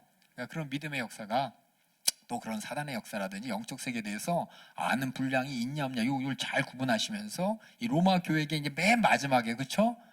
바울이 한마디 딱 던지게, 너희들 그 분쟁 일으키는 거, 너희들 이렇게 미혹해서 흔들리는 거, 이 사단의 역사인데 그 사단의 역사가 빨리 사라지기를 원한다라고 한마디 했잖아요. 이럴 만한 요만큼의 어떻게 보면 로마 교회는 이제 믿음의 역량이 되는 것이고, 에베소 교회 같은 경우는 바울이 모든 교회 중에서, 이 서신서 쓴 교회 중에서 가장 많은 애정을 쏟고 오래 머물면서 하나님 말씀을 가르친 교회가 에베소 교회입니다. 그러니까 오래 있었으니까는 하나하나 영적 세계까지 다 말해도 거리낌 없이 그들이 알아들을 수 있는 수준이 됐기 때문에, 에베소 같은 경우에는 처음부터 마지막까지 영적 세계에 대해서 마귀 역사, 사망의 권세, 그렇기 때문에 너희는 영적으로 잘 무장하고 막 나오는 게, 그런 거를 잘 기억하시면서 이렇게 잘 분별하시면서 성경 읽으라고 말씀드리고, 여기 보면은 에베소 교회, 야고보 교회, 베드로전서, 그렇죠? 베드로가 편지 쓸 때는 또 언제냐면 예수님이 십자가 달려 돌아가나서 한참 뒤입니다. 한참 뒤. 언제냐면 이제 거의 뭐 30년 뒤죠. 30년 뒤. 30년 뒤 거의 이제 죽을 때쯤 유언처럼 쓴 게 이제 베드로 전 후서인데 이것처럼 갈라디아서가 제일 처음 쓰여진 서신서예요. 여러분이 알다시피 갈라디아서 보면 거의 영적 세계 어떤 그런 것보다는 어떤 죄와 어떤 율법과 또 성령에 대해서 이렇게 써 있지만은 어떤 마귀 사단에 대해서 많이 써 있지는 않거든요. 그러니까 이런 것들 잘 보면서 여러분들이 한번 잘 분별하시고 여러분들 누구와가 얘기할 때 또 전도할 때 믿음에서 얘기할 때 물론 이제 이런 것들을 수용할 수 있는 사람들 함께 기도하면서 막 예수 이름으로 축사도 하고 마귀도 막 대적하고 하지만은 그러지 않는 사람들 그렇죠? 예수 믿겠다고 처음 왔는데 그 사람한테 마귀에서 떠나가 막 그러면 깜짝 놀랄 수도 있으니까는 그 믿음을 잘 보시고 믿음의 분량에 맞게 기도해 주시고 권면해 주시고 또 이런 걸 잘 설명해 주셨으면 좋겠어요.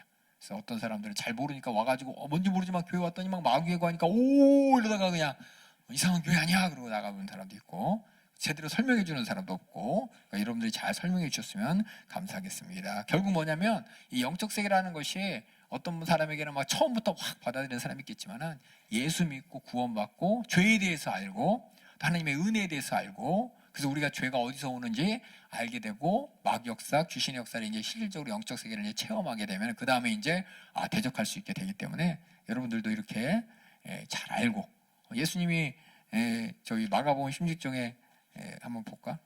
마가복음 16장 맨 마지막 절에 믿는 자에게는 이런 표적이 따르리니 그렇죠? 한번 읽어주실래요? 마가복음 16장 16절.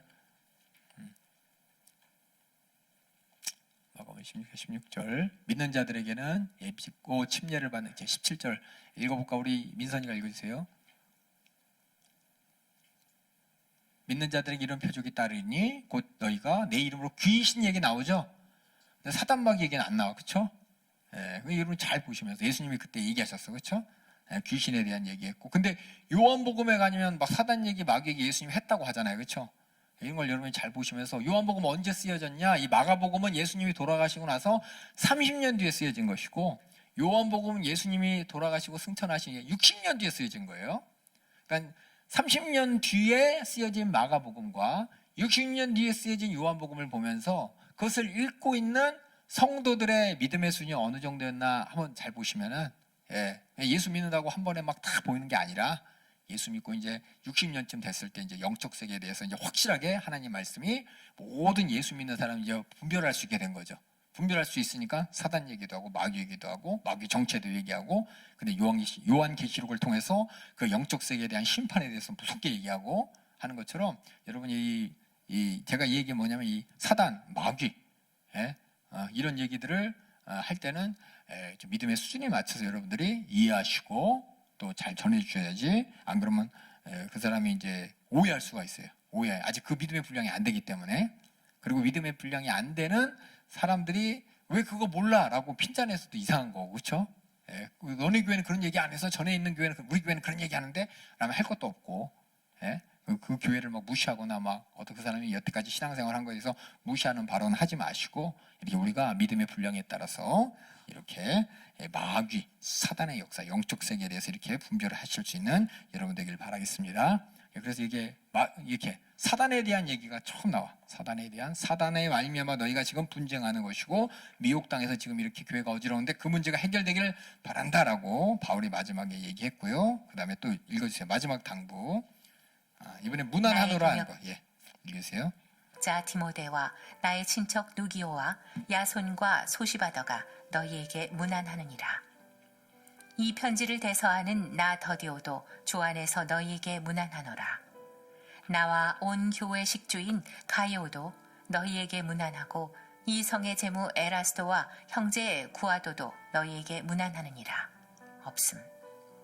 나의 복음과 예수 그리스도를 전파함은 영세전부터 감추었다가 이제는 나타내신 바 되었으며 영원하신 하나님의 명을 조차 선지자들의 글로 말미암아 모든 민족들에게 믿어 순종케 하시려고 알게 하신 바 그 비밀의 계시를 조차된 것이니 이 복음으로 너희를 능히 견고케 하실 지혜로우신 하나님께 예수 그리스도로 말미암아 영광이 세세 무궁토록 있을지어다. 아멘. 이 복음서를 쓴 목적, 로마서를 쓴 목적이 이 복음으로 너희가 어떻게 구원받았는지, 그렇죠?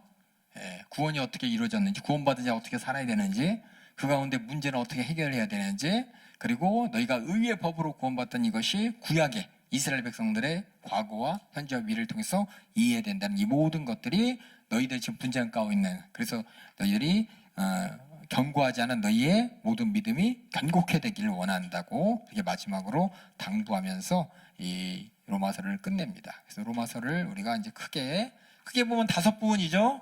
서론하고 마지막 인사, 가운데 몸통에 3부분이 있습니다. 구원의 원리와 그 다음에 이스라엘의 역사를 통해 나타난 하나님의 의의 법과 그거에 대한 앞으로의 계획들, 그리고 마지막으로 예수 믿는다면, 우리가 복음으로 구원받았다면 구원받은 자로서 하나님을 기쁘시게 또 예수님의 생애를 재현하면서 어떻게 이 세상 가운데 살아야 되는지 자세히 설명한 것이 로마서로 이렇게 나왔습니다. 함께 다시 로마서를 읽었습니다. 여러분들이 내가 받은 구원이 그냥 구원 두 글자면은 몰라요. 그렇죠? 어떻게 구원이 이루어졌는지, 아까 얘기했듯이 구원, 예수 믿고 구원이지. 예수 믿으면 구원 아니야?